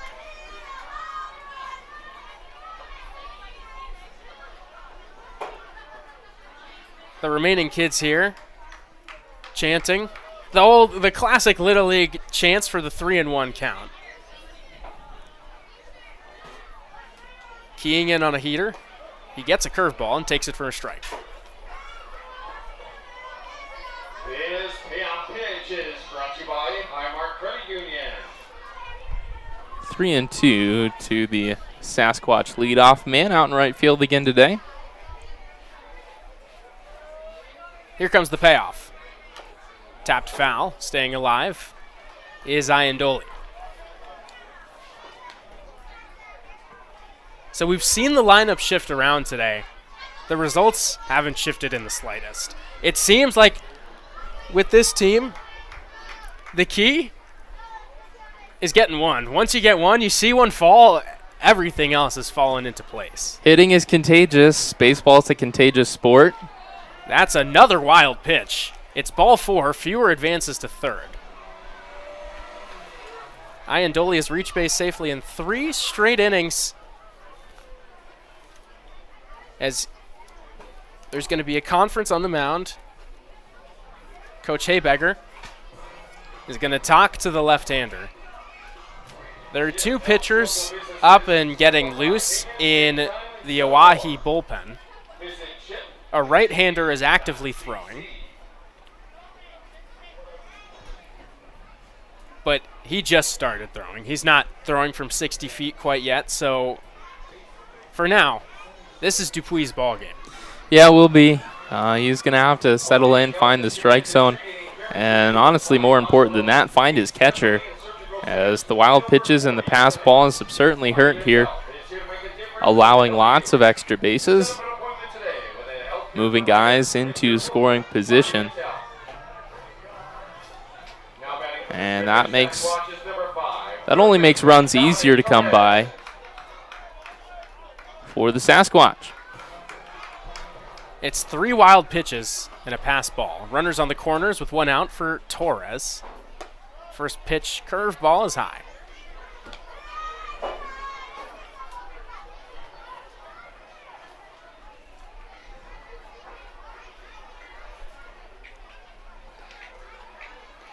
And there's another wild pitch. That one ricochets way far away. The throw hits Fewer. He had already crossed home plate by the time the feed came in. It looked like he almost caught it. He about did. If he was ready for it, he probably would have caught it. He put the hand up like it was wiffle ball. Advancing to second is Iandoli. So now 4 wild pitches in the inning. Another runner in scoring position now for Torres. As there is a strike. From the looks of it, I believe It's Austin Aroka in the bullpen. That's sidewinding motion. Yeah, that's pretty similar to what we saw yesterday. And now Dupuis is walking off the mound, and Coach Haybecker is coming out there. And I do think that'll be all. He's already made one mound visit. Unless this is for an injury, this has to be it for Aroka.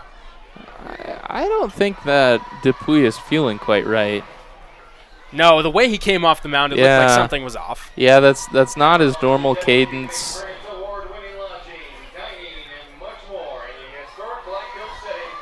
So Aroka is still tossing bullets in the bullpen.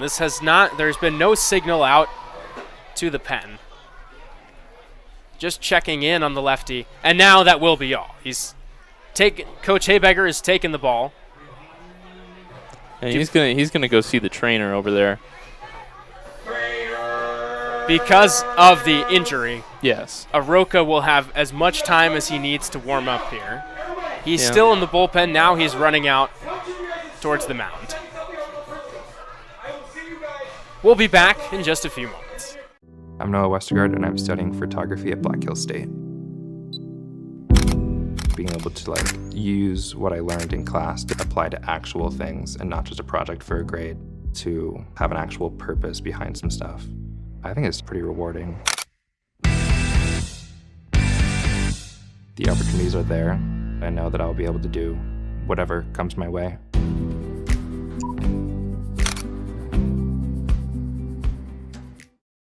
Looking for the ultimate family getaway? Hart Ranch Camping Resort has you covered with endless activities and top-notch amenities where the destination is the vacation. Want to try before you buy? Experience Hart Ranch with our resort membership preview. Just $139.95 for 4 days and 3 nights of unforgettable RV camping. Love what you see? We have membership types available for the occasional camper to the every weekender. Call 605-737-5360 or visit hrresort.org to schedule your membership preview today. One goal is to educate you. Did you know that this is how the payment processing industry works? There's a cost from the card brands nobody can change. There's junk fees that sound like they fit. Having a custom fit solution is another reason people move to Chip. Visit chip.cc and book an appointment. Home for the newest games is at the Lodge at Deadwood Gaming Resort. When you're looking for the latest and greatest games, the Lodge is the place for you, as we are constantly updating our gaming floor with new and exciting games.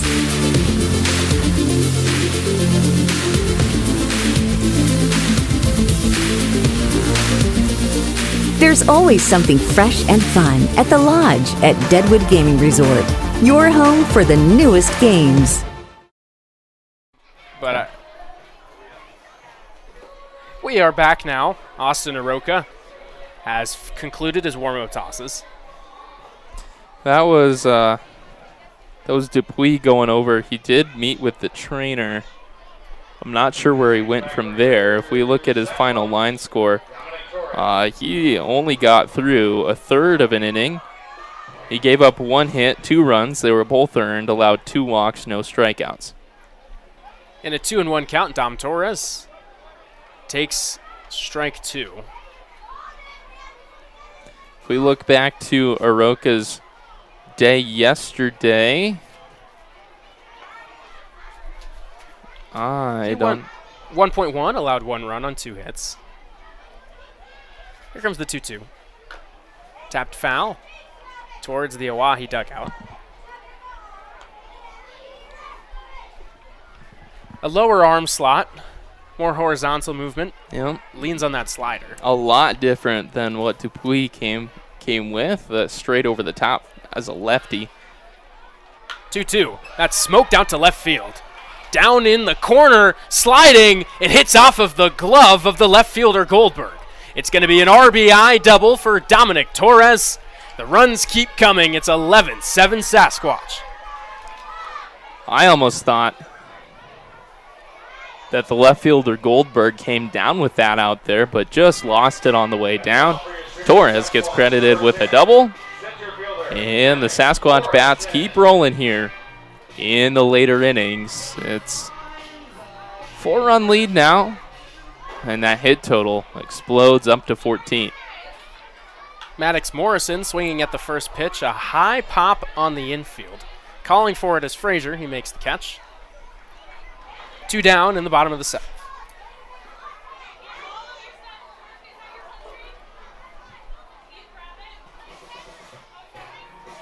It brings up Ben Melendrez. I found Rock With You by Michael Jackson. It's Melendrez. That's who's got this. Who's got MJ for his walk-up. With that tall stance, he's got 2 hits in his last 2 trips to the plate, 2 for 4 today. Smooth walk-up song for a smooth hitter. As that gets to the backstop, it's the 5th wild pitch of the inning, and it moves Torres to third. Thank you, third graders, and thank you, teachers and staff of third grade for coming out. Melendrez had a knock his last time up. His singles have pretty much looked the same. Ground balls in the 5-6 hole. Yeah, just something with eyes to sneak through the infield. That's all you need. That's all that's required. A showcase of the strength he's got. Kind of reaching out, but just has the strength to muscle it through. It's a great take right there. Professional hitter. Yeah, I mean, he was all over. That's a really good pitch. It's a slider. It just misses low and outside. Yeah. He tracked it the whole way. Yeah. And what I actually liked even more about that take is that he was swinging the whole way. It was a yes, yes, yes, yes, no. Just as soon as he saw it start to dip, that's when he shut it down and stopped the bat path. There's a strike. It's a sign of a good hitter. Ready to hit, wanting to hit until the very end. That's when you shut it down. You see that pitch down and away, and you let it go by. 3-1 hitters count. Aroka's offering. Clips the inside corner. Looked like Melendrez started to walk towards first, but then thought again. Actually, on a 3-1 pitch, there's nothing to do with that. That's a perfect take. Here comes the payoff. That's outside for ball 4, so he does draw his walk. Third time he's reached base in the last 3 innings.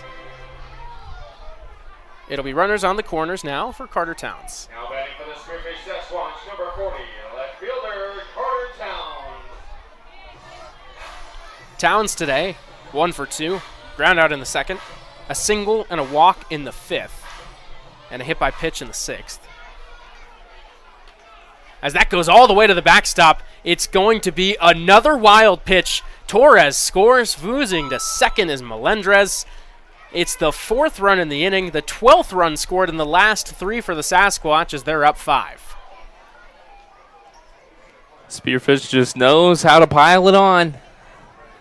It's exactly what you want, especially if you're Coach Phil Demos. You don't want your guys taking the foot off the gas pedal. You want to win, and you want to win by a lot. There's a ground ball. That's going to be through into right field for a base hit. Melendrez is coming for home. It was fumbled. Actually, he will stop there. Meyer didn't come up with it clean in right field. Melendrez, not known for his speed. No, not at all. He's definitely much more of a first base designated hitter type. You're not going to expect him to steal 15 or 20 bags in a season.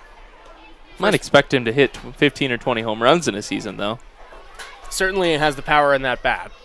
I mean, just in his sophomore year, launched 9 home runs at Santa Ana College. J.J. Manuel takes the first pitch high. Pops it foul, out of play.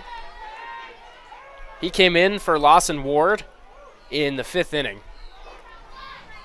And he's gone 0 for 2 since then. A ground out and a fly out.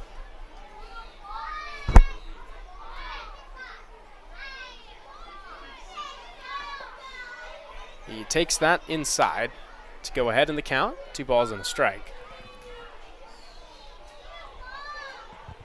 This is the 3rd straight inning the The Sasquatch have sent at least 9 hitters to the plate.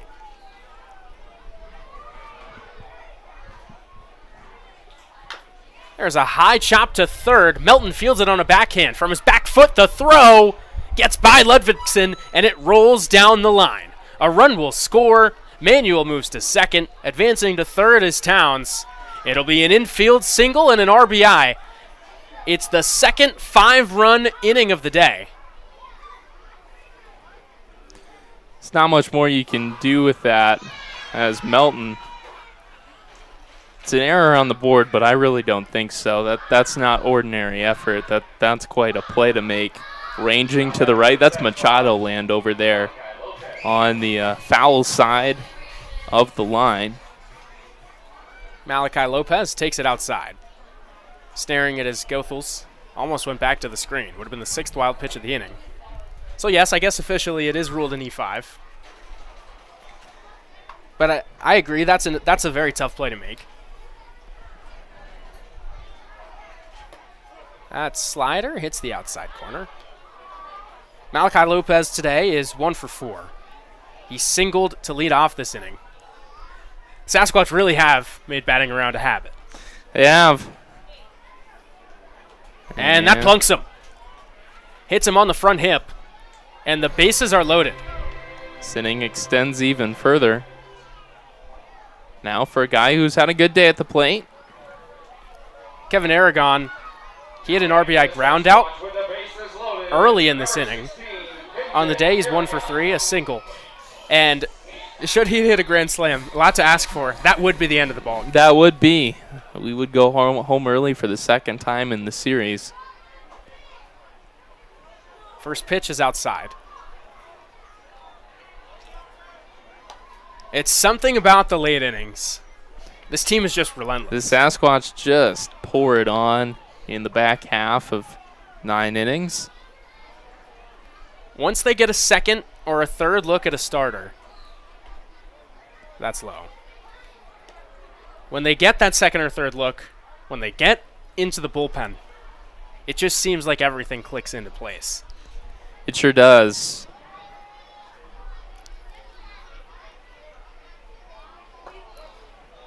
That's a strike. 13 runs on 15 hits. It feels like a different ball game, Justin. They had 1 hit through 4 innings.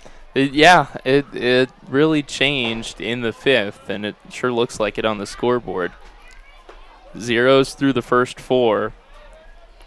That was a nice pitch right there. Fastball painted the outer half. Then 5 in the 5th, 3 in the 6th, 5 more in the 7th. Aragon looking for his second hit of the day. There's the 2-2. Just misses outside with the slider. Count is full. It'll start the merry-go-round. Leaving from third, it'll be Towns. From second, Manuel. From first, Lopez. They'll be off with the pitch. Here it comes. There's a fly ball deep down the left field line, but foul. Foul with plenty of room to get out.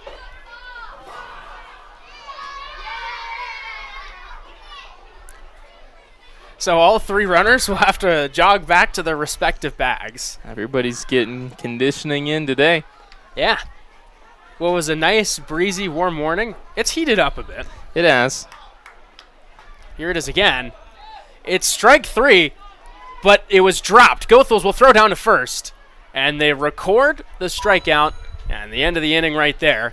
But not before the Sasquatch score 5 runs once again. They bat around for the second time in 3 innings, and through 7, they are on top 13-7.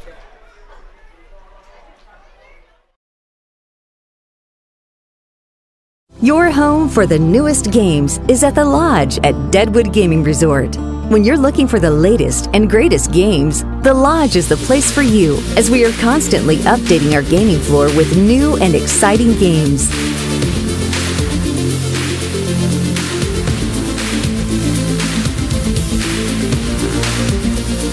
There's always something fresh and fun at the Lodge at Deadwood Gaming Resort. Your home for the newest games. Our #1 goal is to educate you. Did you know that this is how the payment processing industry works? There's a cost from the card brands nobody can change. There's junk fees that sound like they fit. Having a custom fit solution is another reason people move to Chip. Visit chip.cc and book an appointment. Knee replacement? With the area's only ROSA robot, Monument Health offers a more personalized and precise procedure, customized for your anatomy. Get going with Monument Health, your partner for advanced orthopedic care. And the top of the 8th, just about to start. It'll be the top of the order for the Zap.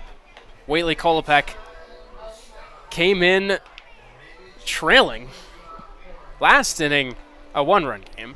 Now he's up by 6. It's a completely different ball game. Just a thought I had there, Justin. Brian McBroom warming him up without a mask, without any protective gear. A braver man than I am. Yeah, I don't think I would, at least with a mask back there. Especially if he's working on the splitter.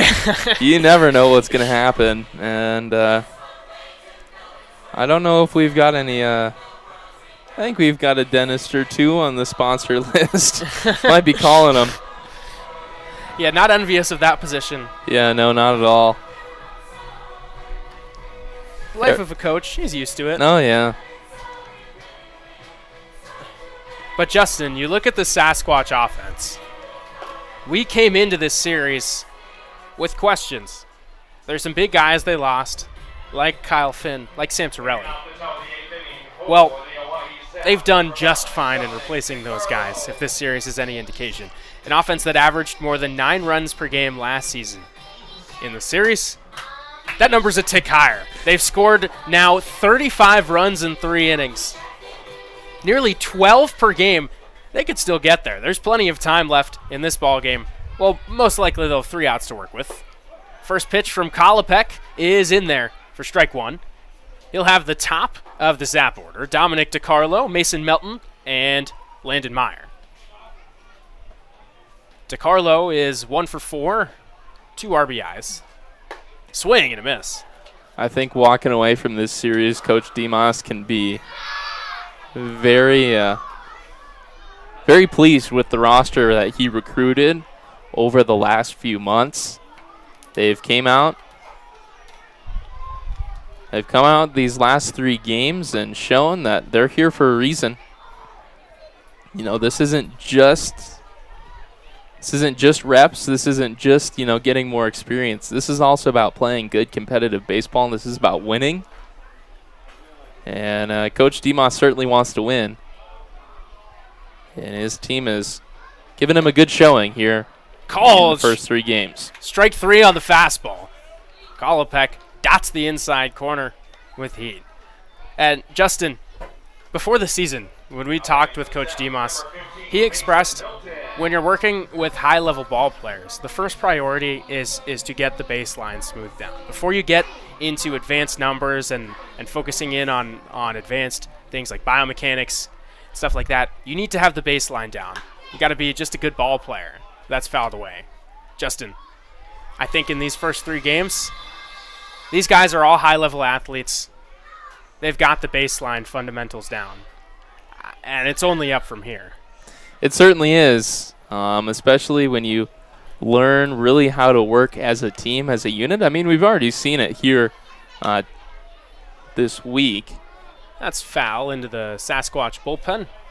But the team chemistry is only going to build. It's only going to get stronger over the next few weeks as these guys learn to joke with each other, learn to live with each other.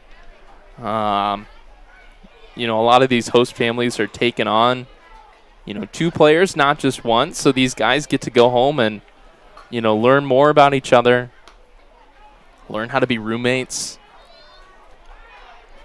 And that only builds to the quality of the team. That only builds to the quality of the dugout, which Coach Demas talked about yesterday. The dugout is an important factor. Being excited for the guys when it's not your turn. Grounded to second. Lopez throws on the run. It's picked by Melendez for the second out. And Justin, we talk about building chemistry.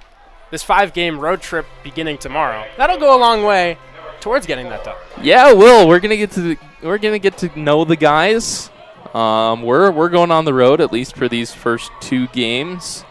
Potentially some time in Pier 2 over the weekend. It'll be an audio feed only from us. But we'll still be out there giving you all the action. Oh, yeah. As Landon Meyer takes first pitch splitter low. A little bit more to my roots in radio. An audio-only feed. I don't have to worry about looking pretty. I can just be at the ballpark and call a game. I dabbled in some radio. Oh, yeah. Actually, never baseball, but... Never baseball and radio, but I've got plenty of There's a swing and a miss. Plenty of airtime under the belt. Count 1-1 on Meyer. He is 0 for 4 today, reached on an E4. Back in the 6th inning. Joseph Cook warming up in the Squatch bullpen. Have to think Kolopek will get this inning. There's another cut on and miss. He certainly has found that pitch mix here in the 8th. Yeah, he has settling down in the zone, applying pressure to this Oahe lineup. Here's the 1-2. Swing and a miss. What an inning for Whately Kolopek. Strikes out the side. They may be up by 6, but he is fired up coming off the mound. He's feeling it. As you should, young man. A fantastic inning. The Sasquatch have roared to life. They're up 13-7 through 7.5 innings of play.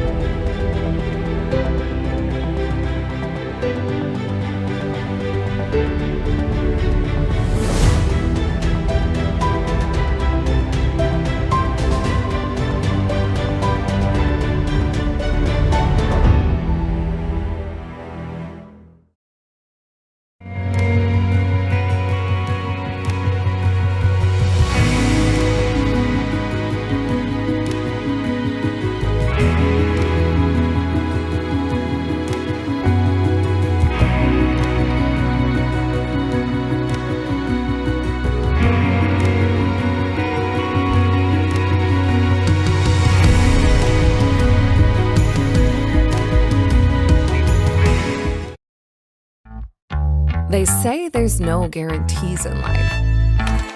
But who's they? And do they have Midco internet? Now there's a guarantee. So let's go. Let's go reliable. Let's go resilient. Let's go beyond.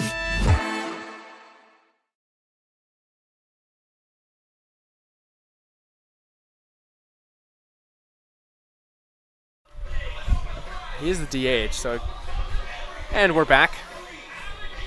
Here we're just working out. There's a new pitcher on the mound for the Sasquatch, who have batted around in 2 of the last 3 innings. They've sent at least 9 hitters to the plate. New arm is Briggs Richards. He's the designated hitter today, but again, early in the season, team's shorthanded. The Squatch have gone through, the Zap have gone through some arms, already in limited capacity, so Richards gets a shot. If Spearfish scores 4 runs here, there will not be a need for a 9th inning. Richards already seen this series as a catcher and a designated hitter, now on the mound. First pitch is outside. And this isn't just a position player. He looks like he can throw it. A catcher by nature, usually those guys, they've got pretty strong arms. And they know how to control the game. It'll be Ben Fewer, followed by Bobo Iandoli and Dominic Torres.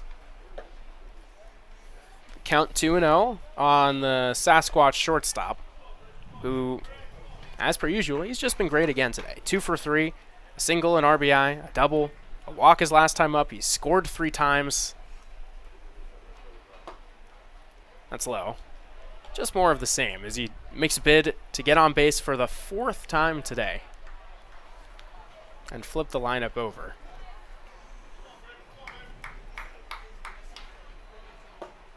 The kids have fully exited the stadium. And it is quiet. 3 balls and a strike. Richard kicks, fires. It's in there. You know, just with the way these last few innings have gone, a 6-run lead is a pretty sizable gap, but it feels like more with the way the Sasquatch have played recently. Certainly. There's ball 4. The catcher, Gothel's not enthused with the call. For the 4th straight inning, Ben Fewer has reached base. Bobo Ayandoli is going to continue to try his dominance. Same fashion as Fewer, he's reached base safely in each of the last 3 innings.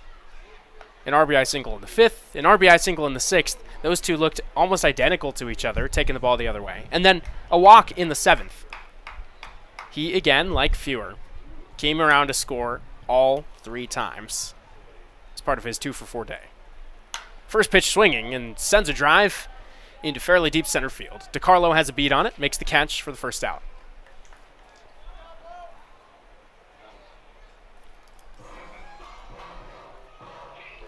So, here's Dom Torres. Another guy. I sound like a broken record here, Justin. Hits in each of the last 3 innings. A single in the 5th, a single in the 6th, a double in the 7th. He's got 3 RBIs today. First pitch is outside from Richard.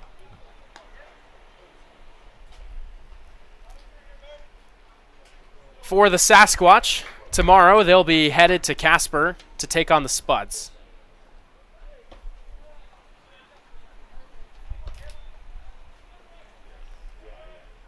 That'll be a fun matchup.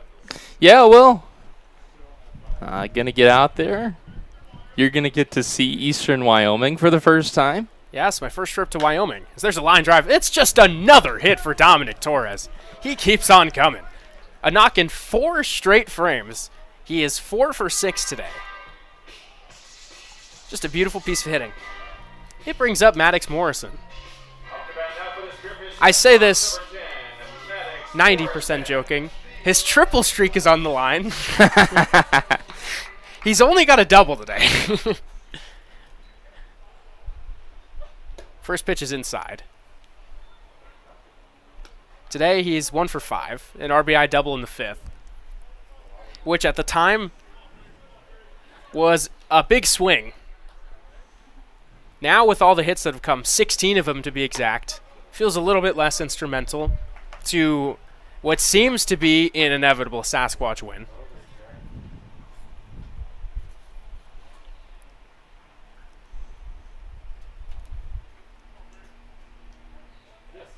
Here comes the 1-1. Line drive. There's a base hit into right field.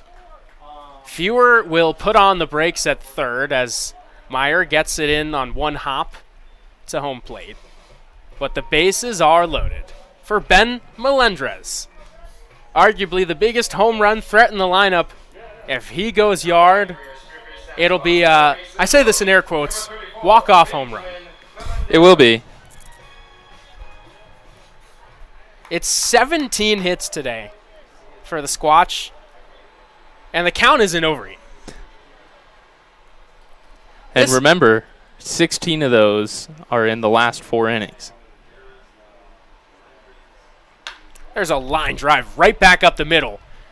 It hits off the glove of DiCarlo. It's going to roll all the way to the wall. 3 runs will score with ease. Melendrez chugging for third. He will get in there standing. It's a bases clearing knock for the Sasquatch first baseman. It's now 16-7. What a day for this lineup. What a day for Ben Melendrez. Got into Spearfish less than 24 hours ago, and he's already got 4 RBIs. He's got a triple. He's got 2 singles. He's got it all, and even some good defense at first base to boot. It's a 9-run lead, and we've got a pitching change. That's all for Briggs Richard. You know, maybe I stand corrected, Justin, because Ben Melendrez pretty much has rolled out of bed, rolled out of the airport, and can hit 300. He's certainly done it all, and we'll take a break during this pitching change. We'll be back on the Spearfish Sasquatch Network after this.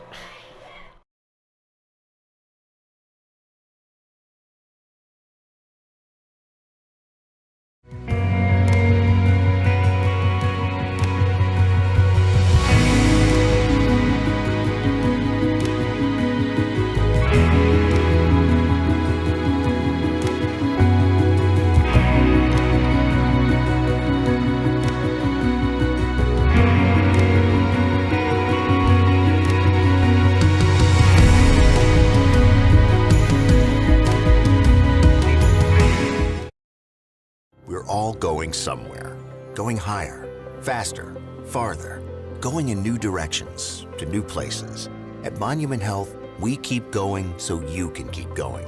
We're dedicated to advanced orthopedic care with the latest innovations, technology, expertise, and treatment. So keep exploring, keep making memories, keep going with Monument Health as your partner. Learn more at monument.health/orthopedics. Sasquatch, 90 feet away from their second mercy of this series. Looking out at the scoreboard, it's a funny sight to see. Zeros from the first through the fourth, 5 in the fifth, 3 in the sixth, 5 in the seventh, 3 in the eighth, 16 runs on 18 hits. The Zap were up 5-0 through 3.5 innings. Since then, they've been outscored 16-2. Oahe will have him drawn in on the infield, trying to cut off what would be the winning run. Carter Towns takes a first pitch strike. Ty Farwell is at you at third. Thank you. Got a defensive sub, too. Farwell has entered the game at third base for Melton. As now Cy Taylor has come to the mound. I believe Melton moved over to shortstop. Farwell had the day off today. Played pretty well in the first two games of this series. Towns fouls it away. To be exact, he went 2 for 7, so 2 for 3 with a ribby in game 1. Also had a walk. Game 2, a little more quiet, went 0 for 4. That's in the dirt, away. Carter Towns is 2 for 3 today. 2 singles to his name, a walk, a hit by pitch, trying to put the finishing touches on here. He will not have the chance as he takes ball 4 outside. The 5th time he's reached base today, Justin. Just keeps tacking it on. This is another day to boost his confidence. We mentioned coming back from that hand injury earlier in the broadcast, and feels good when you can, especially coming back from injury, when you can consistently produce. Up the middle and through for a base hit. That'll end it. J.J. Manuel. He joins the hit party. Wasn't even in the starting lineup, but he tacks on a hit. The guys come out to celebrate with him. That is your ball game. The Sasquatch scores 17 runs from the 5th inning on. For the second time in 3 days, they mercy the Zap. They sweep the first series of year in utter dominant fashion, outscoring Oahe by 27 runs in 3 games, Justin. Did exactly what they needed to do every single time at the ballpark here in this first series. And nothing to complain about as we get ready to go on the road for the first time to Casper. We will talk about it here after this on the Spearfish Sasquatch Network postgame show.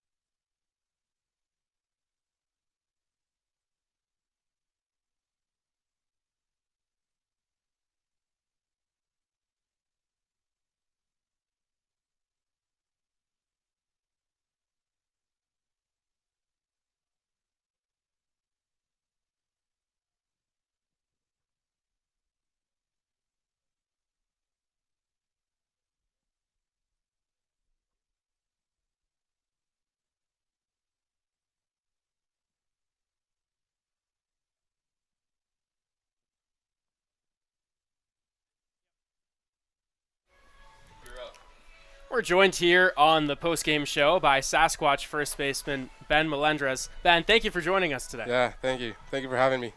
Ben, on Monday, you won the California Junior College Championship with Yeah. Santa Ana College. Yeah. On Tuesday, you came out to Spearfish, and on Wednesday morning, you went 3 for 5 with a triple, 4 ribbies, and a walk. Yeah. What went into that whirlwind of a 3-day span? I mean, it's been a grind, man, with the Dons roll. I mean, we were rolling, and I was just coming in hot from the state championship, and I felt pretty good in the box, pretty confident still. So just try to put good swings on the ball, and it ended up working out. You came into a team which had been rolling in the last 2 games. What was the dynamic in the dugout, kind of getting to know the guys less than 24 hours ago? Well, last night we went out to eat, kind of got to meet all the guys and stuff. And this year, well, some of the guys are from SoCal, so we kind of bonded. And, I mean, nothing but great guys in the dugout. I mean, coming in, I know knowing no one. So it's been tough, but, I mean, they're pretty fun. They're pretty nice, so it's been good.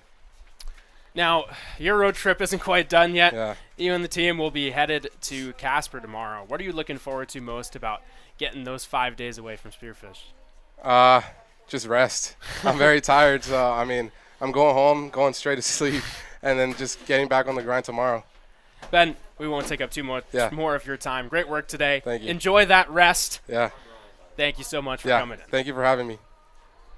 That'll be all for now here on the post-game show. We'll be back in just a few moments with more here on the Sasquatch postgame.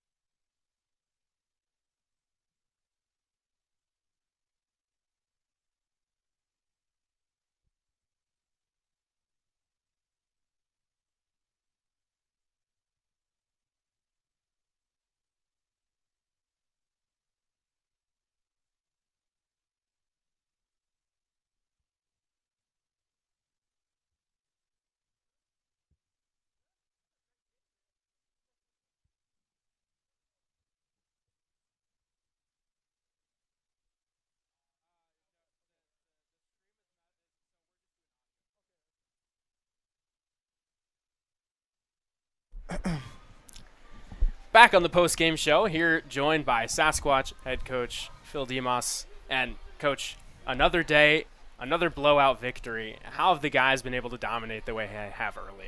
You know, I truly think praise is poison a little bit. You know, obviously great win, but at the same time, you know, there's always stuff to work on, right? So, you know, it's early in the season. And, you know, we felt a little pressure there, which is good, right? You know, early in the season, you know, see what we're made of and see what guys can make adjustments to find a way to make a win. But, you know, obviously a sweep always feels good, right? Especially to start the season. So going into, you know, the next couple days, I just told them, you know, stay consistent, you know, try not to change too much, but also at the same time understand like where we're at with the team and what we got to work on, right? So. Well, you said it, praise is poison. How do you keep the guys sort of flatlined, level-headed when you win a series by a combined 27 runs? Mm-hmm. You know, I truly think this is a perfect example today of trust the process, right? Like we get behind early and, you know, you can feel the pressure, you know, all the you know, the elementary kids in here screaming today, right? So you can feel the pressure quite a bit, but it's just staying in the process and trusting that what you're doing is right and eventually will work out for you, right? Like you're not doing anything wrong just because you're not having success initially. And I think that today was a great example of that, but also you can follow that into any game, right? Any season. So like even, you might go through some phases where you're losing a couple games or you're not playing the best, right? As an individual, and eventually, if you just stay true to the process and trust what your ability is and what you can do, eventually it's going to work out for you. So, that's what the whole motto is for the week. It's a long week opening up, not a lot of guys here. So just throughout the week, just trusting the process and trust that it's going to come around at some point. And it did today. So. You've had high praise for Ben Melendrez, and he gets in here last night, comes in today, and goes 3 for 5, gets on base 4 times, 4 ribbies. What does that say about the way this kid plays baseball? It just shows you, his character, right? And I talked today with, what makes you a complete hitter, right? And I truly think that the things that make you a complete hitter also make you a complete person, right? Like, how you view your people around you, view you, your friends, how you hold yourself on social media, how you carry yourself, how people talk about you, how you interact with others. And I think just that shows a little bit of his character, right? He's a complete hitter all around, but he's also a complete person, right? Getting here, and even though he won a championship, it would have been super easy for him to be like, hey, I'm going to take a week, right? And he came here and he wanted to be here and he wanted to play today, and he showed up for his team. And I think that shows a lot of his character and who he is as a player as well. I think that goes directly into who he is on the field, right? And he showed up for us today and when we needed it, right? So good for him, good for the team. Coach, thank you again for your time. Yeah. Best of luck on the road tomorrow in Casper. Appreciate it. That's all we've got for now here on the post-game show. Alongside Justin Hossman, I'm Nikita Lohman. We'll step aside for just a moment.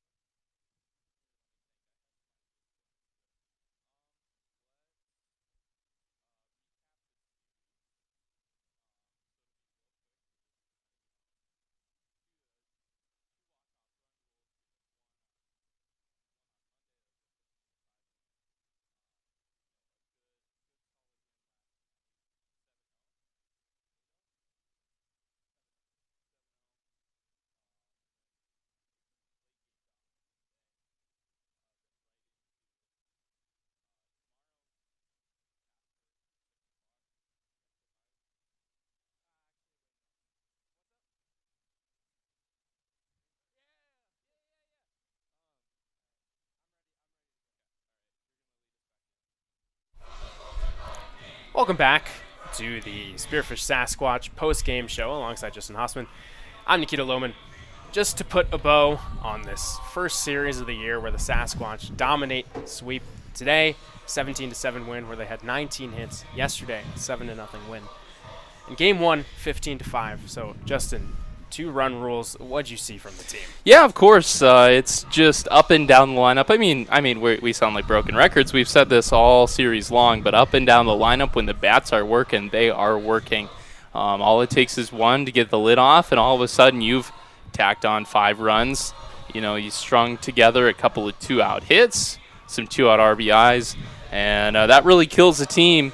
Really kills your opponent's momentum when they're giving up 2-out RBIs. We also saw great pitching yesterday off the back of J.J. Manuel and Coulter Wilson.